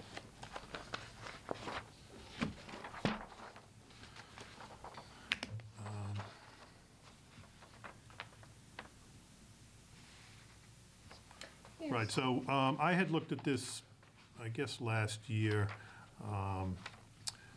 through some DOR data. The towns that we typically compare ourselves to: Ashburnham, Ashby, Ayer, Groton, Harvard, Lancaster, Lunenburg, Pepperell, Shirley. And our average bill was $41.50. Obviously, you've got higher ones. You could argue that Harvard shouldn't be in there. They're obviously the highest. Groton is second highest. We're right at the average. Our tax rate is a little bit higher, but that tax rate's not a very accurate No. reflection of Assessed values. the tax burden, because it depends on whether you're all residential or you have some commercial. So, and we're also fairly in the middle in terms of per capita income. I do have a map. Unfortunately, I don't have the copy, but it shows the shading for our town and the towns around it. The only one that is less than ours is Fitchburg, and that's probably because Fitchburg doesn't go according to, I mean, they've got industry as well. Correct. Okay? So if you look at the light green, the light green shows. And if you'd like, I can send a copy of that to you, Ann. Okay? I'd be glad to do that. So what you really need to do is pull like communities Well, that's- by the budget and by population, and they let you pull it by everything. Yes, And, I know, but the quote that I was looking into, and the reason I did that research was the quote, I think that you made a few weeks back, was that we were one of the highest around. And that's simply not true. Well, it is true based on the comparative reports that I pulled with like budget size and like population. And I'm sure the quote was specific to that report. I don't recall the conversation, but. Well, I just don't want to have. People can certainly look for That's right. themselves, and they, Department of Revenue has yeah. wonderful. Yeah, it does. They're pretty, wonderful pretty sites. astute. Okay, FY16 operating budget is 3.9. Continued discussion of the FY16 operating budget. How sick are we gonna be of talking about this by the time it's over, huh? Andy, I have a question before I forget about it. Where the budget is concerned, when I looked at the building inspector, or, that section, I remembered that we had had the discussion with the other inspectors about looking at the stipends that we currently give them. Do you know if that got done? Is that reflected in the budget? We were going to look, because when you averaged it out based on the number of permits even, just to give it something, my concern at the time was that we may not be paying them what we should be. Right. There's not a standalone article for that. If we were to do something, we would do it, I would suggest that we do it within the operating budget. Okay, but what my question was, is that research already reflected in that operating budget? Do you know that? No, the operating budget reflects a 2.5% increase for the stipend inspectors. Okay. Which is one of the things that, I'm glad you mentioned that, because I had a call from Andrea Wood today, who asked that I raise the whole issue of stipend employee wages. Most of them put in a 2.5%, because that's the direction that we gave the regular employees, the hourly or salaried employees. But the board typically votes the stipend employees separately. They don't always get the 2.5% or the additional compensation that the salaried and hourly employees do. Yeah, So that's something we have to keep in mind. That's just kind of my request. I don't know how the rest of the board feels about it, but I think we really should look at that a little bit more closely, just to make sure that we're giving them what they deserve for that kind of a job. Okay. Okay. I'm okay with that. Carolyn, you okay with that? Looking at it, yeah. Okay. Andy? New, anything? I did not update the spreadsheet from what went out the other day. There have been a couple of changes that are notable, really notable, and another one that is happening as we speak. Neshoba Tech has their budget hearing tonight. They are scheduled to vote on their budget tonight. We saw some preliminary numbers from the superintendent's office that showed a modest decline in Townsend's assessment. We were not surprised by that because our enrollment went down as a percentage of the total enrollment. I think we went down by 10 kids roughly from 100 to 90, something like that. So that's the thing that affects our assessment the most. So we'll know. I may know by the time I get to my desk, or I'll know in the morning what our assessment is from Neshoba. For North Middlesex, they had their budget hearing last night. They voted to certify a budget. The committee had a budget hearing last Thursday. The superintendent presented the department requests, which was a sizable increase over fiscal 15. She then presented to the school committee a series of cuts that would take about $1.3 million, I think it was, off of the budget, and certainly benefit the district communities. She presented that to the committee last night, and just back up a second. The original budget was 5.81%. She prepared a revised budget that would represent a 2.89% increase. That was presented last night. The school committee accepted that, but then added back in $300,000 worth of expenditures. It was not something I certainly expected. I don't think the superintendent expected it. And so it creates a bit of a... They added back how much? They added back in 300,000 from her recommended.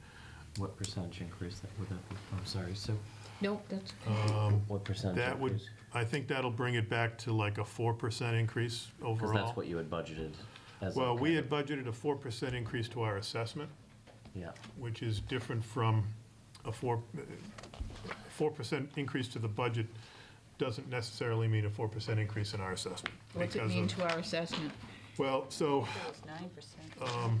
Yeah, like that. so the way it looks now, we had budgeted $9,346,000. And that was a 4% increase. They're coming in, based on the sort of back of the envelope calculations that they were able to do between last night and this afternoon, $9,808,000. So it's about $460,000 higher. So, our assessment is? Yeah. So they added 300,000 back onto their budget, and it translated it to what for our assessment? Well, the total assessment that, let's see, if they had gone with the superintendent's 581. recommended budget, Okay, the 289. our assessment would have been $909,556,000. With the changes that went into effect last night, it was $9,808,000. So it creates an immediate or an instant problem for us in terms of the budget. Again, we're early in the process. We only have the governor's H1 budget and H1 local aid and school aid, so there is a lot that can change. We just don't know how quickly it's going to change, and if we're going to know before we get to the point where we have to finalize the budget for town meeting. So, so there's a few things in play. When I first mentioned the budget, or first talked about the budget 4 weeks ago, I said about 60% of it was in flux. It's coming into a little bit more clarity. Our health insurance is another big cost center for us. In speaking with Maya, we're expecting, or they told us to expect a 10% increase, which is what we budgeted for. And we were able to modify the property and casualty insurance line a little bit to reflect a better position for the town. Andy, back on education for a second. The latest worksheet that you sent out, I showed 9.55. Correct. That was based on the superintendent's budget last week. so, Yes. Andy, so superintendent presented a budget, and then the school board added 300,000 to it. Correct. What was the justification for that? I wasn't at the meeting, and so I don't know, I don't know all the ins and outs of it. I had a brief conversation with the superintendent and some of her staff today. I didn't get into the nitty-gritty of what the changes were. However, last week, in presenting the additional cuts to the school committee, many of them were vacant positions that she was proposing to leave vacant, to not fill.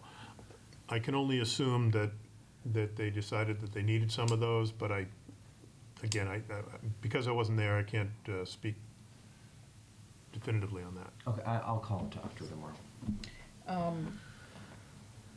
I'd rather we didn't have a bunch of conversations going, because I'm just as curious, too.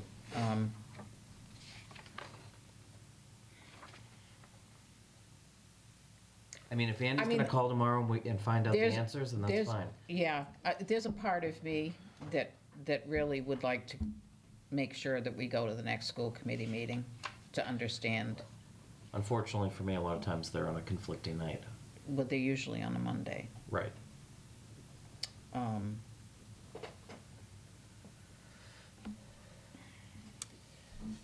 Well, FinCom should be interested to see that. I mean, typically, the school committee will always certify high. Correct. There's always been a philosophy that, well, if some miracle were to happen, and the state were to give them some extra money, they want the ability to spend up to that level. Right. Okay? Typically, what happens is they end up cutting.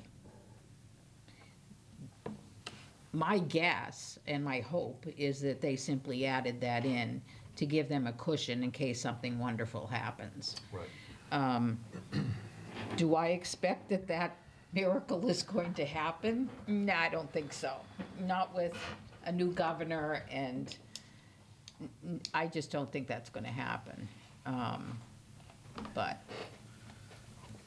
So back it to, makes it difficult for us.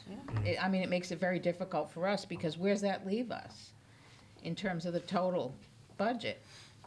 Yeah, we're in the hole, so. Yeah. But it makes it hard for us to know what are our we maybe, as a board, need to say what are our priorities to our town and Right. and to the schools and to everybody that's in the budget. Because when you look at what's being asked for, there are some that have a high percentage increase compared to others, but it's a very small dollar amount Right. because of the size of the budget to begin with. But when you're talking about a large percentage increase to a large number, it's even more. How do you think we should do that? As a board, shouldn't we do some prioritization in terms of, in general, what's our feeling, and if we have to prioritize things, what are the most important things? I mean, would that help? I just think we need to know exactly where we're at, Well, I before we know, can but how do you know? prioritize anything. But I'm Like, talking just in general though, Carolyn, I mean. I mean, honestly, if you were gonna ask me personally what my priorities are, it's our roads, infrastructure. But could I go back to the insurance, the health insurance? Sure. That's a big chunk and it's a huge increase. It is. Are we going to send it out to bid? I know I've been whining about this for years. Can we send it out to bid? Well, we did Just last for a year. comparative? We did last year, and I talked to an agent the other day that, excuse me, that represents, I think he represents both public and private sector. And he acknowledged to me that the trend that they're seeing is somewhere between 9 and 15%. And our pool with Blue Cross, they had a range from, I think, high threes to about 11%. We came in, obviously, towards the top. Part of that is just because we're small and we can't really affect our claims history very well. If we were, the city of Lowell, or the city of Fitchburg, or, Chelmsford, a town of 30, 40,000 or bigger, you have a little bit more influence over your own rates because you can make some inroads into your claims history. We get pooled with like communities, so based on where we're hearing the market is, GIC is going up substantially. All of their offerings are going up substantially. Minuteman, which Pepperell and North Middlesex are part of, and some others, that's going up substantially. I don't know about, I'll find out later in the week what Mayflower is going up. Mayflower is one of these regional consortiums that represents communities on the South Shore. But what we're hearing is somewhere 9 to 15% for all of the units. Isn't that kind of where Joan had said it was for the Yeah. schools too? Yeah, I think she told me Minuteman was at 10, give or take.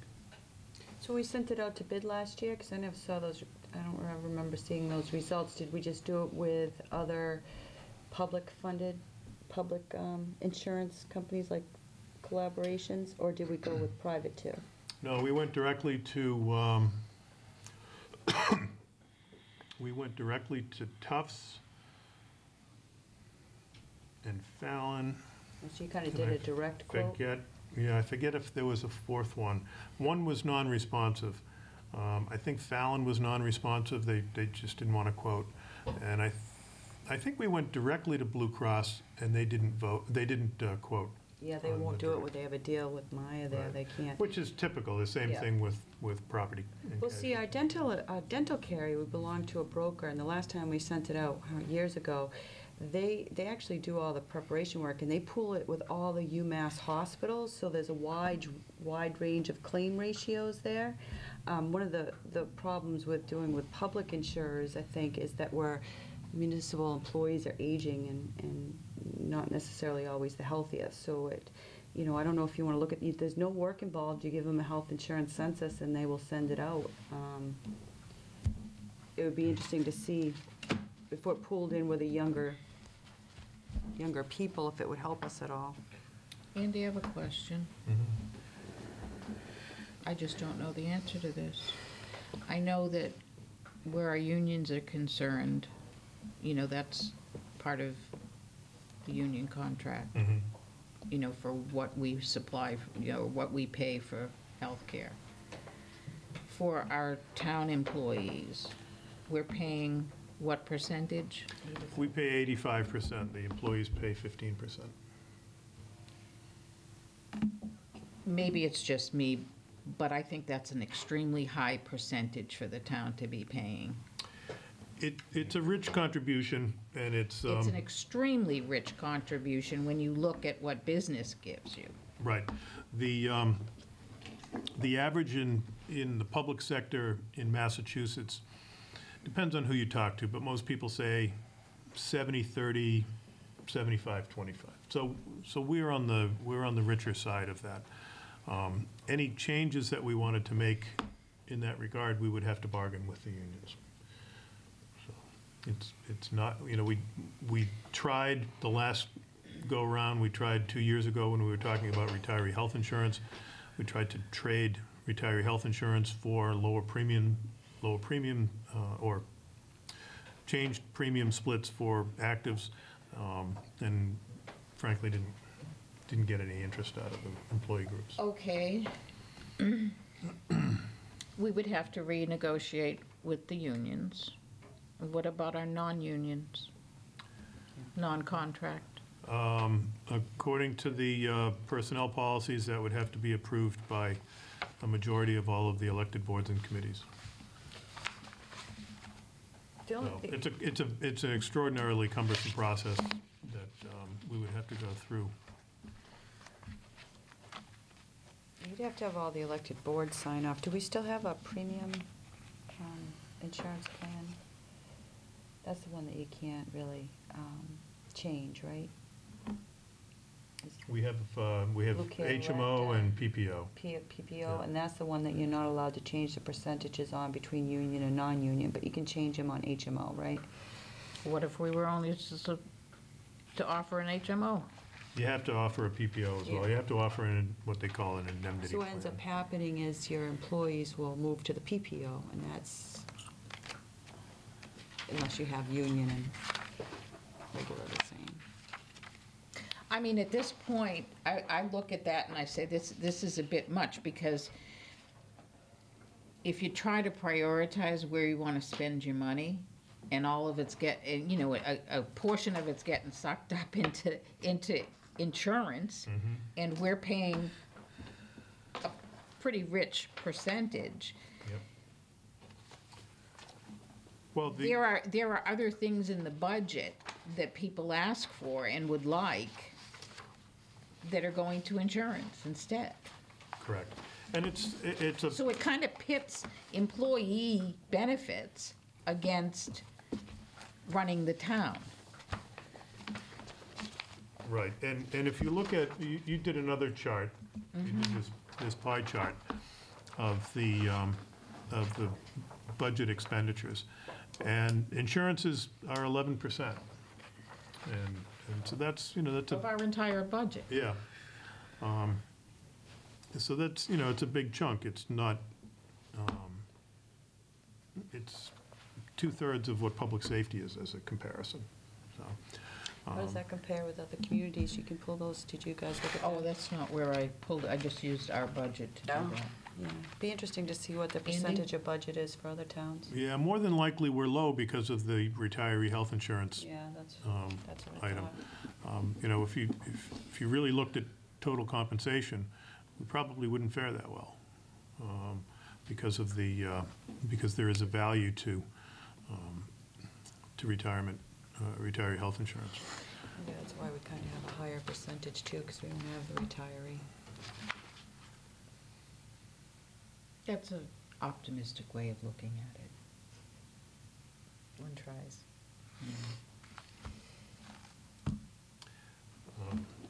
So, I just love being between a rock and a hard place. It just feels real comfortable. cuts down on your options and Yes. the decision-making that you have to. I mean, you know, it ends up that you don't have a lot of options is what Right. ends up happening. So I think in terms of the board unraveling the budget picture, in front of you tonight is a memorandum that I prepared. It's an update of the one that I gave you 2 weeks ago.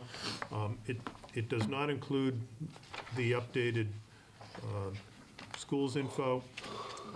It does include, I remember what I added in there. Treasurer collector is in there. Curbside collection is in there. happening with that? So the curbside contract is out, it's on the street. When's that due back?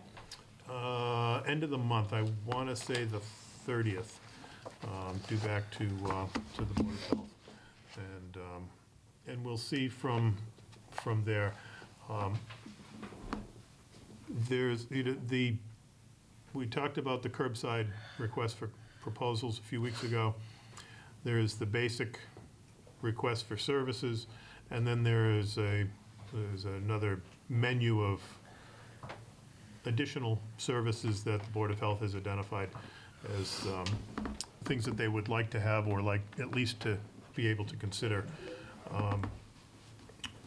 Depending on what happens with that, with the proposals and what the Board of Health decides that they want to come back with, it may be something that we want to do as a separate article from the budget, those add-ons, to make sure that, you know, like Carolyn was saying before with another, with the mailbox reimbursements, give the public the opportunity to really weigh in and say, yeah, we want whatever it is, weekly recycling, or recycling toters, trash toters, twice a year, white goods and bulky pickups, that kind of stuff. And then the,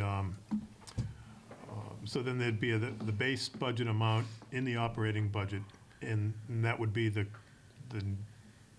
regular curbside contract, and then any of the other items would be as an add-on. So I mean, something are we to gonna consider. have any choice in that? I hate to even say the word override, but I know, but I hate to say it, but on the other hand, how much money do we have to spend, and where are we at? Are you talking on trash? Or, Yeah. Yeah. Well, I think to be realistic, we have to be somewhere in the vicinity of level funding. We're at 629 this year, 629,000.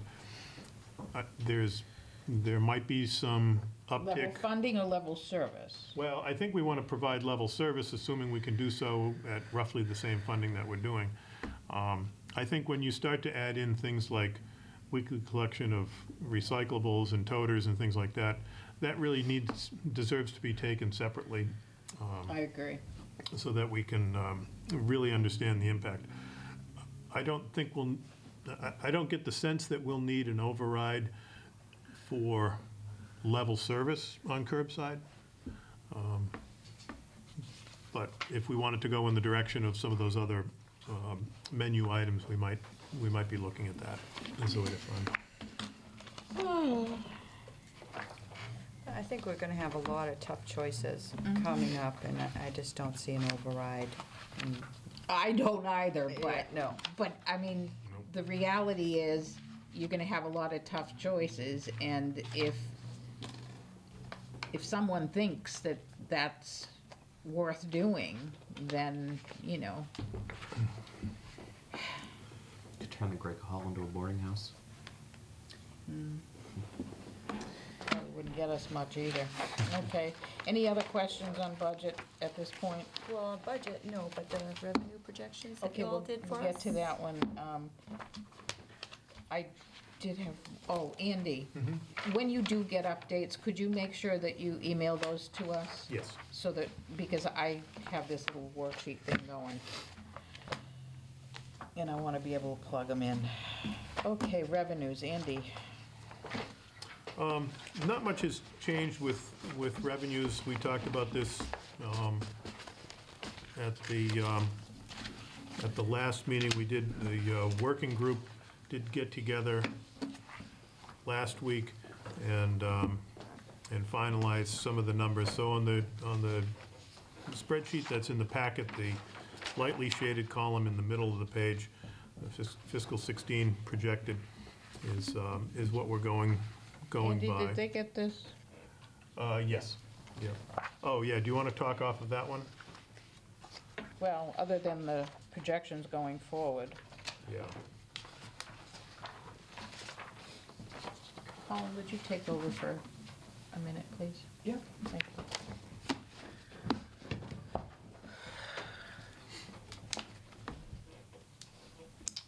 Do you want, what's that? Do you want to go over some of the numbers? Yeah, so I can quickly go through the primary revenue sources. We really have 4 pots of money that provide revenues for the town, and this really doesn't change in any of the 351 communities in Massachusetts. So we've got the tax levy, which is property and personal, real estate property and personal property taxes. That's prescribed by the state, how that goes up.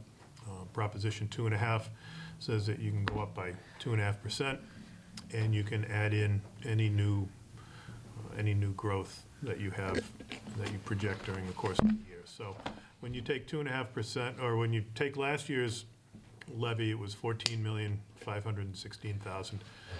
2.5% of that is $362,000, so that's added in automatically. The assessors project $100,000 in new growth, and then there is some debt exclusion money from previous votes in there for another $483,000. So on the tax levy, it brings you to $15,463,000. The next part, and again, that doesn't really change, or hasn't changed for us in terms of how we calculate that. For a number of years, we haven't levied less than 2.5% for many years. Next one is local aid. We are, at this point, this spreadsheet projects level funding of local aid, at $1,441,000. That's what we received in the current fiscal year. The governor has proposed a little bit more than that. But for the moment, we've kept our estimate at level. Wasn't that one of his campaign and things he ran on? It was, and he, he released some Chapter 90 money when he first got in office, I think the first day in office, which was very, very welcome news to all of the cities and towns. Gave us some money to pave roads and things. And then his what's called the H1 budget, the governor's budget, did include a 3% and change increase in local aid. So we kind of think that's the ceiling. We don't think the legislature will go lower than that, but we've left it at level funded for the moment. On the next batch is local receipts. Local receipts we project at $1,564,000. What we did last year, what we're doing this year, is we're taking the most recent full year actual number that we have, which is fiscal year 14. We know exactly what we brought in that year. We're taking 95% of that. 95% of that total. So that brings us to $1,564,000. Within that, there are a bunch of subcategories. The largest is excise tax, which we project at $1,065,000.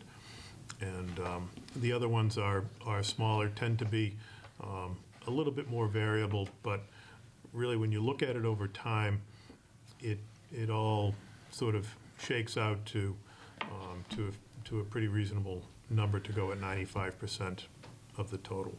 And then the last pot of funds is what we refer to as available funds. It's things like the water department receipts, ambulance receipts that we transfer, free cash or stabilization that we use to fund various pieces of the operation, and the cable revenue that we receive. So that comes in at $1,609,000. So all told, we're projecting right now $20,078,000 for revenues. And again, this was all arrived at by the revenue working group that we all signed on to last year. The chairman of the Board of Selectmen and the Finance Committee, Sue and Cindy King, and all of the finance officers, Vicki Tidman, Kate Stacy, and Terry Walsh and myself. So we think it's reasonable and essentially follows the same approach that we used for fiscal 15. Sue, before I relinquish the chair, Yeah. I spoke to a couple people involved, and they really liked the process. They thought it was very smooth, very helpful, and all that sort of thing. And Yeah. Checking up on us, are you? what's that? Yes, I was. And it sort of follows the, kind of follows the state revenue, consensus revenue model that is used. It's a model that I got from speaking with some officials in Arlington. They use a similar approach, and it seems to work well. You get the revenues settled, get it out of the way, and then you figure out how you're gonna divvy it up. Carolyn? Questions? I know people that know me have known I've been questioning this, the motor vehicle excise, and we're projecting numbers to base our budget on. We bumped it up really high for FY15. I know we had this discussion last year. We're including prior year excise taxes into current year budgeted, and that's not always a good thing to do. I know we actually did receive the $1,066,000, but you had $205,261 that was paid in prior. I get very, very uncomfortable when we're taking prior year stuff and using it for future current year revenue, and that's the same with the real estate taxes. So that was a concern for me last year, but then I noticed you went up a little bit more even this year, Andy, over the last year. Correct. Did we get a commitment from DOT? Is that what you based it on? Yeah, what I did was I looked at the commitments. Motor vehicle excise comes in various commitments during the course of the year. And commitment one, which goes out in either February or March, tends to be around 75%. On average, it's about 75% of the total. So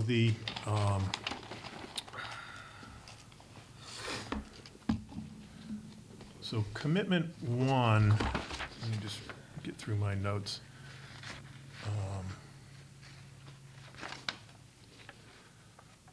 For this year, for the year that we're in, is $911,000. And so if you assume that the pattern is going to hold, and we have no reason not to believe that, because when you go back, the pattern is pretty stable over time. If you assume that's going to be 75% of the total that we collect, then it's a safe estimate to use the number that we've put in. So the total would be $1,215,000, but we're only assuming $1,065,000. So we're kind of using the prior year stuff in there. I mean, obviously, we always get some in prior Sure. year, but my fear is that you're saying we can commit to me and Kim kind of had this debate last year. We changed how we had done it in previous years, is that you can say, yes, the town has a right to bill that much, but it doesn't mean a town's going to collect that much in that current year. It's due to us eventually, and I'm worried it's gonna open up a hole. Now, the other thing that I was, Well, how much money are we talking about? well, we never budgeted more than $850 in the past, until last year. And I know in FY14 and current year, we That's not brought what in, this says. because you're taking prior and current year. Oh. All of these reports from your accountant The in here, actuals, you it mean? tells you Okay. prior and, so that's just my concern. It's a difference in ideology. I don't, like to spend the dollar that I don't necessarily have. Have we been wrong in It's the the last couple first of time. years? I don't, We're not gonna know until the end of this year when our revenues come in. This is the first time we bumped it up like that. We always budgeted $870 for our number. I don't think we've been wrong. I'd have to look more closely at it, and now's not really the time, but we've estimated as much, it depends on how far back you want to go. But in 14, we estimated 870,000, same as 13. Yeah, it goes all the way We back. were at almost 900,000 in 2010. What was actually the year 2011. that they had the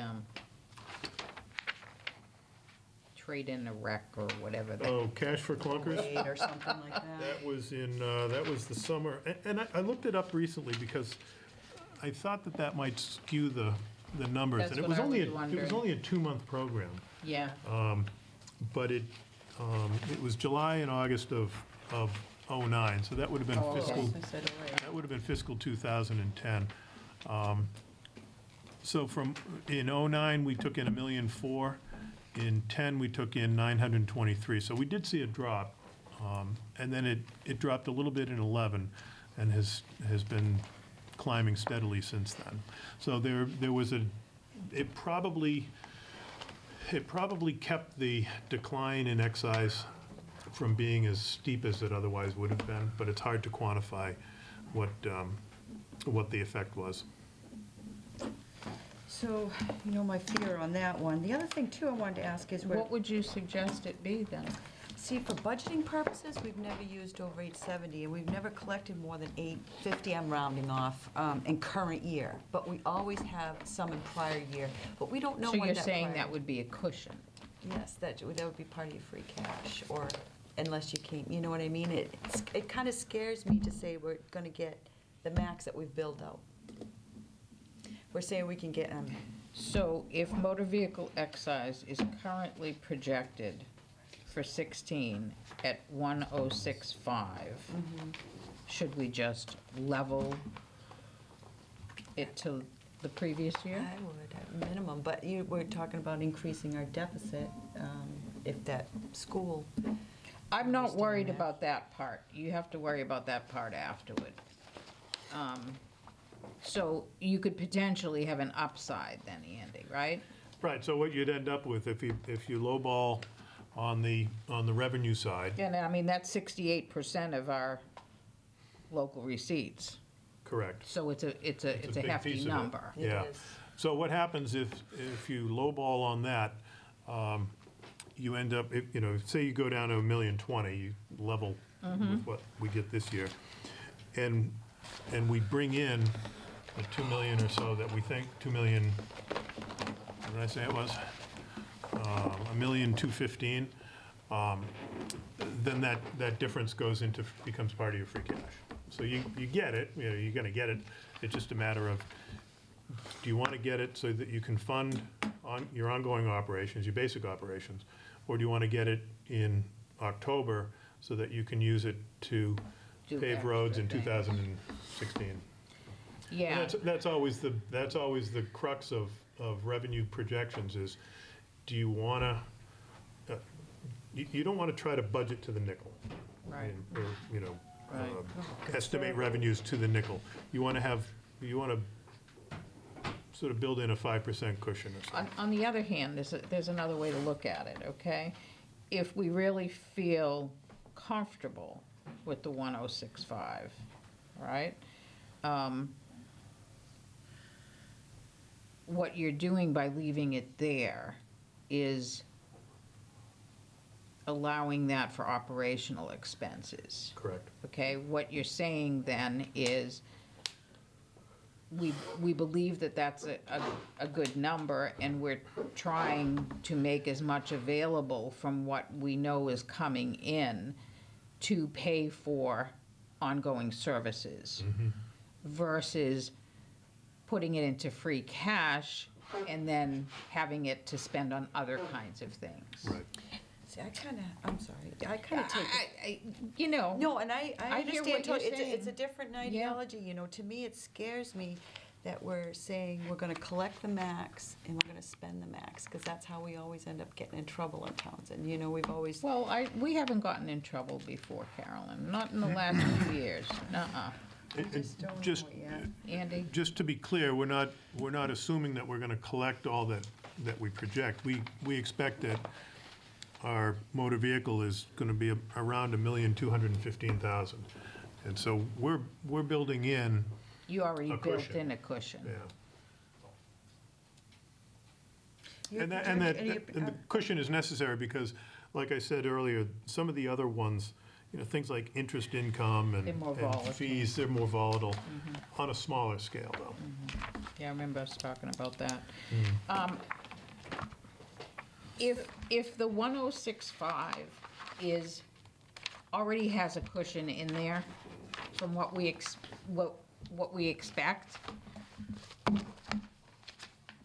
I mean, it's a difference of $45,000.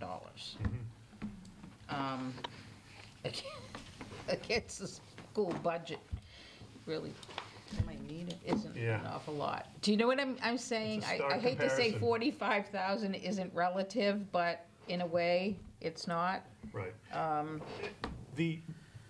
Sorry. And 45,000 isn't gonna get us a heck of a lot in free cash either.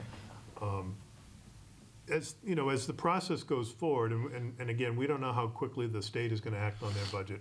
I'm not terribly optimistic that they're going to approve a budget before May 5th, when we go to town meeting. However, if we But we have, might hear on local aid.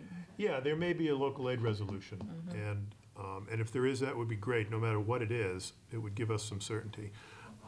If at some point between now and May 5th, or before then, we'd like to publish the budget before, if we have reason to believe that circumstances are changing either on the expense side or on the revenue side, especially local aid, we can tweak these a little bit and bring that down to build in more of a cushion. But I guess my philosophy is, I don't want to build my budget around a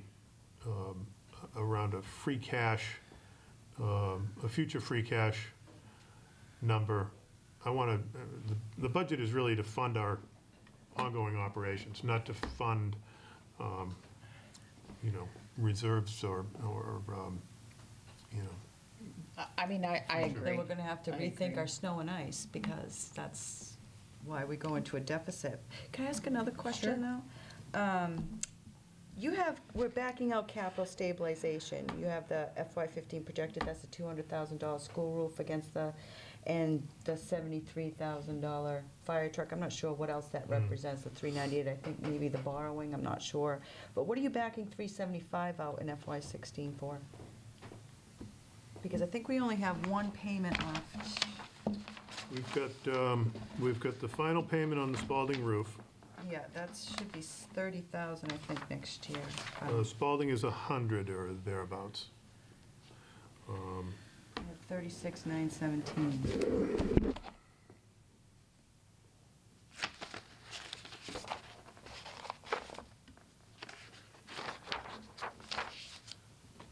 We're at about 100 on Spalding roof for next year.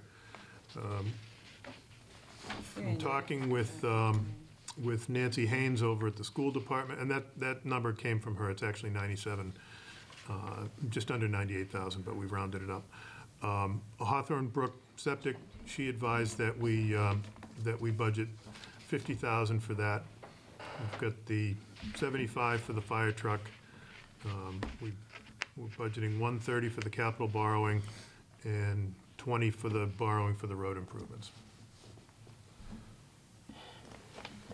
So we're really funding our debt service through capital stabilization now, which is completely reliant upon free cash, but yet we're projecting our revenues to max amount, so we're not going to have any free cash. How are we going to afford our debt within our operating in the future years? No, that's not what we're doing. Well,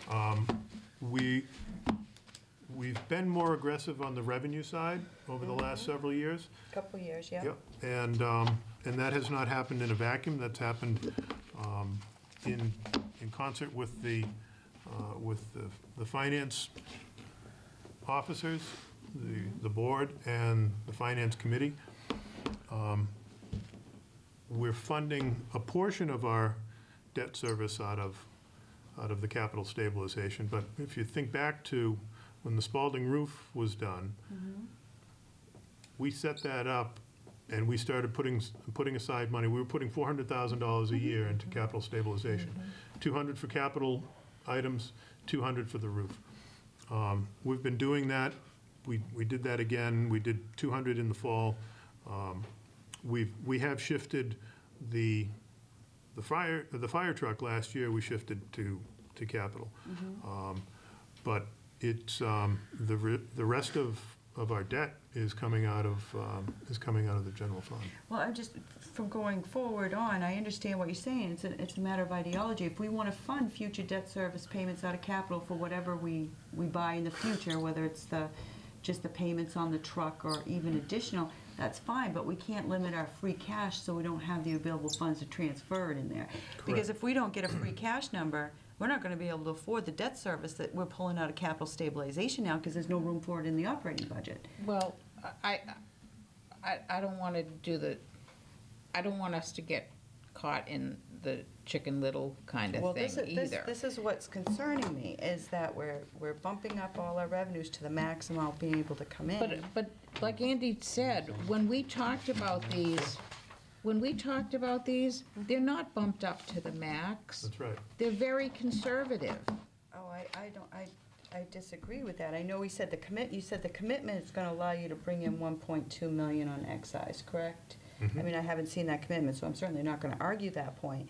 But, I mean, 2 years ago, we brought in 965, and a part of that was prior year. So in FY14, where our actuals are, for current year excise, we only brought in 856,737. 205,261 was from prior year. So, and you don't know what you're going to get from prior year. It's a Right, and that's why I said at the beginning when we started talking about local receipts, is that we're not maximizing, we're not taking 100% or even 105%. of the most recent actual year, which some communities do. Some towns will go, well, the most recent one is X, we'll take 100% of X, or we'll take 105% of X. We're not being that aggressive. I don't know what the methodology was in the past, or if there was a formalized methodology, but this is the approach that we use building the budget year, the budget that we're in now, and it's the approach that the finance officers believe is a sound approach as well. Have you gotten a revenue report this month? I haven't seen any. Have you gotten a revenue report this month? To see where we're at on FY15? I think I have one for February, yeah. Revenue reports are funny, though, because they don't trend. You can't break it up and say, through 6 months, we should have 50% of the revenue. Can't do that. So it can be very misleading in trying to compare your revenues to your projections. So, I mean, I'm looking at this whole sheet, and this is how I looked at it before.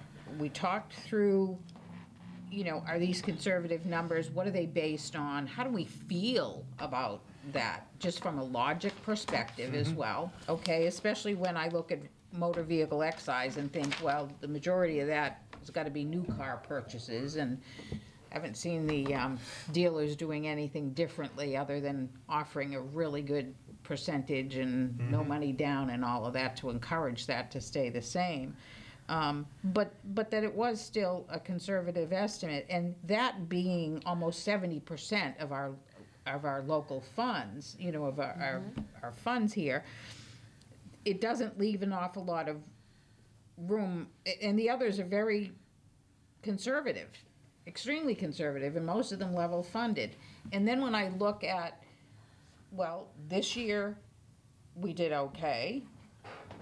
We had enough free cash to be able to do quite a few things in the fall. And the same thing with the year before. So if we're maintaining the same methodologies and we're being conservative, then I have no reason to expect that continuing that would do any otherwise. I'm not as concerned about the free cash as I am the operating budget, because our town needs some stuff, including roads, okay? I'd like to see money allocated for that, but See, I kind of disagree with that a little bit, Sue. I understand what you're saying, but for FY14, we had a $915,000 free cash number. We had just talked about this a couple of weeks ago. $700,000 was turnbacks from your budgets. So we might not get any money turned back from our budgets this year, or very little, because we had a much harsher winter. So if you have $700,000 from turnback from your budgets, and you have $291,000 in prior year real estate because you got aggressive with your tax policies, you're over your free cash number anyway, and you're already kind of eating into operating a little bit. So I kind of disagree with that a little bit. The year before that, our free cash number was only, Andy, you might remember, was it 390 or close to 400? Well, we had a small free cash number a couple of years ago because of the failed override and the Yeah. it was like I 3 think that was years ago. 390 was the free cash number the year before that. yeah, I don't know if I have Yeah. the history with me, but But, I think so I kind of just, you follow what I'm saying. I know exactly what you're saying, and I'm more concerned at this point about where are we at with the operating budget, and these numbers can end up being tweaked if we have to, but And like you said, we're going to be looking at the expenditure Exactly. side, so it's So, going to continuously. this is a beginning. Yep, So, Colin, and thank you. you're welcome. So, I Andy, enjoyed it. Good. in the, Sue and Andy, everyone was comfortable with these numbers? yes, yeah, And Cindy King liked them? Yeah, yeah. 'Cause she's pretty frugal. yeah, we had a philosophical discussion on excise taxes and who's buying Good. new cars and how old is our community, and do retirees look for new cars, or do they do it before they retire, or, Right. We even heard from one retiree. yes, you did. So, Yes, oh, you did. the only other thing too that I wanted to ask is, we're not basing our budget on the 20 million. Are you backing out the water, the enterprise fund? Yeah, Okay. And so that's our target number, is Correct. what you're saying? yeah, and Terry has not plugged all this into the inflow-outflow, so she'll be doing that over the Yeah, that's over what the I'm so next used to week, looking just at. to make sure that we're cool in that regard. But at least it gives us a feel for where we're at. Yeah. No, Unfortunately, the biggest amount of money comes from the levy, and that's pretty consistent, so. Yeah. Not to, well, just to, one last beating of the dead horse in terms of MVX, motor vehicle excise. I was reading something recently, I don't remember where it was, and I should have maybe made a note of it. There was a great downturn in new car sales following the recession, and partially with just the aging of people's vehicles, and combined with the lower gas prices that we've been experiencing over the last 6 months or so, there's starting to be, and it's expected to continue, an uptick in new car purchases, that people are just to the point where they say, you know, I can't drive this car any longer. I'm in that position. I have a car that's almost 10 years old. It's, you know, every morning I go out and keep my fingers crossed.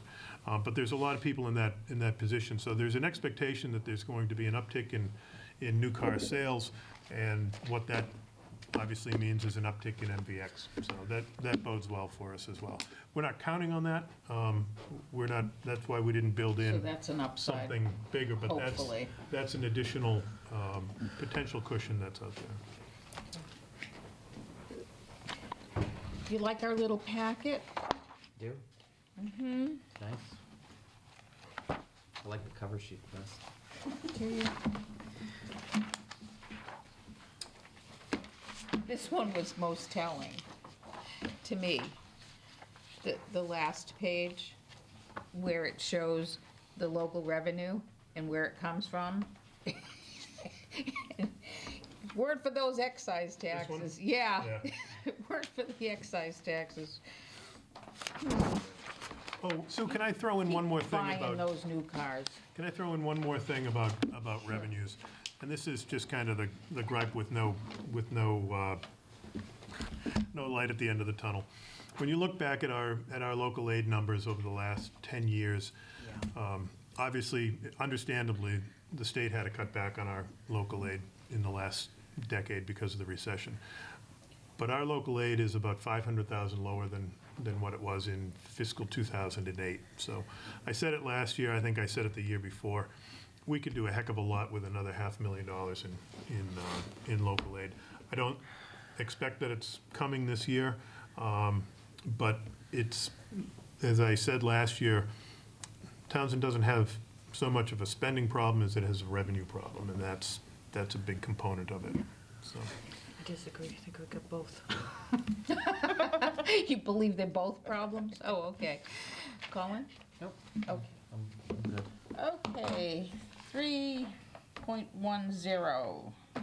retiree health insurance, survey responses. So- Andy, yes, go ahead. So, I just got these on Friday. Actually, not Friday. I wasn't able to get it until Monday. Andy and I haven't sat down and talked about this. What I Okay. propose is that we table this till the next meeting, but I would ask that we put a placeholder article on the warrant, and then if we decide that we're not gonna go forward with it, we can just take it off. That's fine. Fine. Okay. Do you need a motion for that, Andy? No. Okay. And then, Yeah, when you guys get done, if you could just email the results of the survey. Yeah, it's on the, it's on right this, here. it's on The the results. Oh, you right-hand just haven't side. gone over it? we haven't had a chance to meet. So I have a Reason. question. Sure. I don't think I got How mine. many, very back. how many people I didn't have received it. the survey? How many did it go out to? We sent it to everybody that's eligible to receive health Yeah, I'll just insurance. get one for Um, okay. So that's So it's probably. union, non-union, contract? Yeah, so anybody that works 20 hours or more, whether they're union or non-union. And And we how many received, was that? I think that's about 60. I'd have to double check to see. how many it went out to. And we Okay. received 39 responses. So the response rate was actually pretty good, and it was a quick turnaround. So I was pleased with the reaction. Yeah, and we can, if we just, Andy and I'll meet and we'll talk Okay, about it, fine. and if we decide we can't do it, then we'll just take that article off the warrant. So, Andy, you said that the articles were all set. Is this one included? It is not, no, so I can We just add this. hadn't met, so we couldn't Yeah, add it on. I only just put together the first draft of the warrant, so we can add stuff in. The board can always add articles as you go on, up until the time that the warrant is posted. Okay, so we'll talk about that one at the next meeting. Yep. That's it, girls, boys. We're all set, just said- 5-1. I would move that we review and sign the payroll and bills payable warrant out of session. Second. Moved and seconded, all those in favor? Aye. Aye. I move that we adjourn at 8:44.